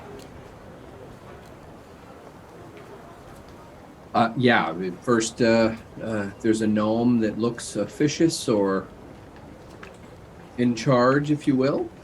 There's a lot of gnome activity moving around everywhere all the time. Nobody seems particularly in charge of the tower. It just seems that you can head up the tower. There you go. So if it's primarily gnome, what are the buildings like here as far as entryways, ceiling heights? You're not getting in, man. Yeah. So the gnomes are very practical individuals. Their clients are very often humanoid. So you are still getting human-sized doors and such everywhere around. A lot of the people who by the ships and airships and skyships are from all parts of Emathan. So they build everything to sort of expect 6-foot people. Sure. You're still ducking everywhere, but Yeah, no, just curious. you're not getting on all fours to crawl through. Yeah, Lafferty's gonna again continue his, since gnomes talk and walk, he's gonna be walking alongside him. So, do you know where where I might find Captain Murphys Wiggle-Wander? Perhaps you would know. Perhaps you would know. You find in your constant talking, you do find a group of 3 gnomes at the bottom of the tower who inform you halfways up is the Stargazer. Ooh. On our way. Yes. We go up. Halfway up. Can we see the ship? Can we see a ship? You can see what this gnome informs you is the Stargazer. It is. Does it look functioning? Yeah, well, it's floating up there, which is a good start. That's a good sign. Yes. All right. Yeah. So with this tower, these gangplanks extend out from the tower, and the ship is just basically. The gangplank extends out far enough so the ship's rigging doesn't touch the tower, and it's basically docked to this gangplank that's up there. It's a fair ways up. You're Douglan in particular, in much better shape than you used to be, Douglan, but the knee is still takes a bit to get up to this gangplank. The ship looks pretty quiet. There's a couple of gnomes on deck as you approach it. Yeah, Captain Murphys? One of the gnomes comes over as you approach, and you're looking for the captain? Aye, indeed. Yes, indeed. Well, just a moment. This gnome heads off into the aft cabin, and a few moments later, so this gnome that comes out, you immediately characterize him as someone that is trying too hard. He is trying to look the part of a mighty sea captain, but, his garb just doesn't quite fit him in a way that makes him look anything other than a little bit awkward. Grumpy is the word. Yeah. This Young this thing. What's that? He's young. He's Nope. He's not young. He's an older gnome, but his dress is just a little bit gaudy, probably just not tailored quite well enough. But he's trying to look the part of a big sea captain, and he comes over and looking at the 5 of you. He says, well, now, I'm going to guess that one of you is Landis. Landis steps forward. I am Landis. The captain comes over and he extends his hand and he says, the name is Captain Murphys. At your service. Captain, I've been told good things about you. Landis von Tenebrin. Yes, Landis, I have been in conversation with your grandfather. He has secured this ship. We will take you where you need to go, when you need to go, as quickly as we can get there. That is excellent. Shall we have a tour of the ship? Do you have a full crew? I do have a full crew. Unfortunately, many of them are currently on leave. But I can have everyone ready to go by first light tomorrow, if that is to your agreement. That shall be quite adequate. Wiggle Wander, Captain? Just call me Captain. That would be easier for me. All right. I will share with you lads as the captain gives you the full tour of the ship. He is clearly very, very, very proud of the Stargazer. He speaks very highly of her. He communicates to you all that the Stargazer was originally constructed for self-sufficient exploration of other continents of Turan. Turan is the planet as a whole. But the backers of this exploration fell through, and the skyship now has spent most of her life serving various gnome houses in finding and acquiring rare materials they require throughout Emathan. So basically, when the gnome houses are looking for unusual ingredients for their cockamamie experiments, they hire the Stargazer to go after that. All right, I'm gonna share the Stargazer with you.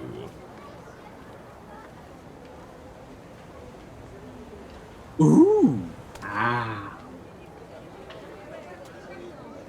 So the Stargazer is constructed, generally speaking, in the style that most airships are, or sorry, most skyships are. The interior being different than the Dragonfly or the Summer Wind that you saw in the past. So you've got your aft deck with the helm. You got your forward deck. You'll notice there are lots of ballistas on board the ship. You shouldn't need those. She had to be able to handle herself in a bit of a tiff. On the main deck, towards the aft, you have Captain Murfitt's quarters. And then beside Captain Murfitt's quarters, he has a bit of a pub. He likes to enjoy a pint or two with his passengers. On the main deck towards the front, that is the crew cabin, where they all call home. Traveling down to the lower deck, you can see there are 4 rooms. There are bunk beds. Each room is basically designed to hold 2 people. In the back, one Dragonborn. Yeah, and 1 Dragonborn who'll sleep on the floor probably. Towards the aft on the lower deck, we have a study/library. Midship on the lower deck is the galley, and then the head, you can kind of see it there towards the northern end, and the kitchen and their quarters is all there. Then down below in the hold, because this ship was designed to be as self-sufficient as possible. They actually have chickens and goats and a garden. There's an artificial light that keeps the garden and all of the stock in that that they use. There is a small ship down there in case it's ever needed. It can be pulled up through. Is it airworthy? Which? The little one? The little ship? The little one is meant just for water. If you ever had a reason to need a small water sailing vessel, they do have one here that they could launch. Wow, it's a lovely ship.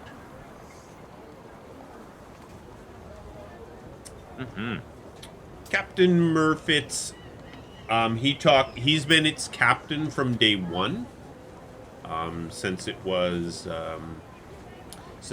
commissioned, and you can just tell this ship is this man's life. Like his entire life he's put into making this the best ship out there, in his mind. Looking over the Stargazer, any questions there? Are those like heavy crossbows on the main deck? On the main deck, they're smaller ballistas. Smaller ballistas. Yep. And they're in a cutout section of the ship, so they can be brought down and up, and they get a lot more range with them sitting there. We don't know the total amount of crew, right? You absolutely can. So, like 12-ish? So Captain Murfitz explains the ship runs 3 crews of 4. There are, 4 crew. So basically there's the captain, his first mate. There are 3 helms people, a couple of cooks, and then 3 crews of 4. Each crew has a second mate, a bassoon, and 2 crew members. They each run 8-hour shifts. So when the first crew is looking after the ship, the crew previous goes to bed. The other crew is on standby if they would be needed. Cool. Yeah. It is quite a bitchin'.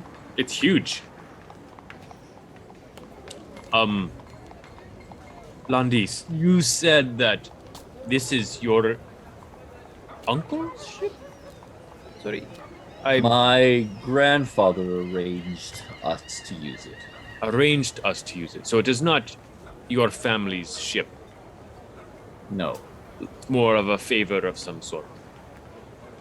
I believe something along those lines, yes. My grandfather is a very influential person. Let's see.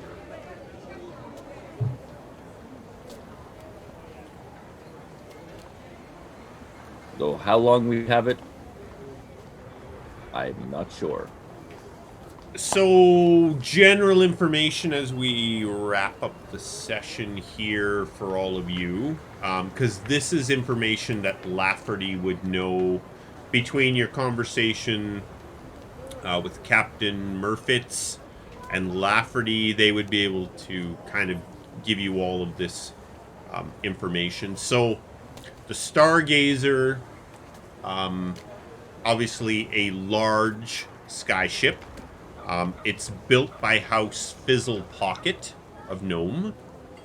It's constructed in a design that's known as a Sky Cruiser, which is the most common design for Gnome skyships. I mentioned it was originally constructed for self-sufficient exploration. That's why in the lower hold you have gardens and live animals, and it can actually go for a very long time without resupply.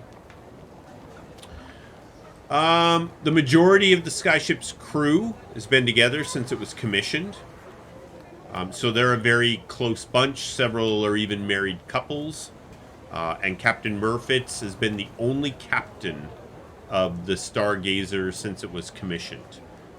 He speaks of the Stargazer as if it was his child. Stargazer operates in 3 8-hour shifts of 4 sailors plus a helmsperson. There's always 1 active crew, 1 standby crew, and 1 sleeping crew. The active crew is in charge of sailing the skyship. The standby crew is in charge of maintenance repairs and can be called upon by the active crew for help. Sleeping crew are left alone unless the skyship is at risk. And like size-wise, there's no problem for Kogaan to move around the ship. Other than ducking as normal. The whole ship is designed again for humans, right? So Size. you're gonna have the duck a lot, but no more than he's athletic. No more than you're Yeah, used to ducking under doors and such. So the Stargazer is powered by a large chunk of meteor, as all skyships are. It's part of the inner workings of the skyship under the hold. So there's only a few that are allowed to enter this area. The captain, the first mate, the crew engineer, and the chief engineer and the second engineer. The only ones that are allowed there. Skyships make pretty good time compared to anything else. So they are able to travel at 16 miles per hour normally, 8 miles per hour in a headwind, and 24 miles per hour in a tailwind. Dag. So if you put that in comparison, which I have right here. So a skyship, 16 miles per hour normally. An airship does 8 miles an hour normally. A regular sailing ship does 4 miles an hour normally. So skyships haul ass. Nice.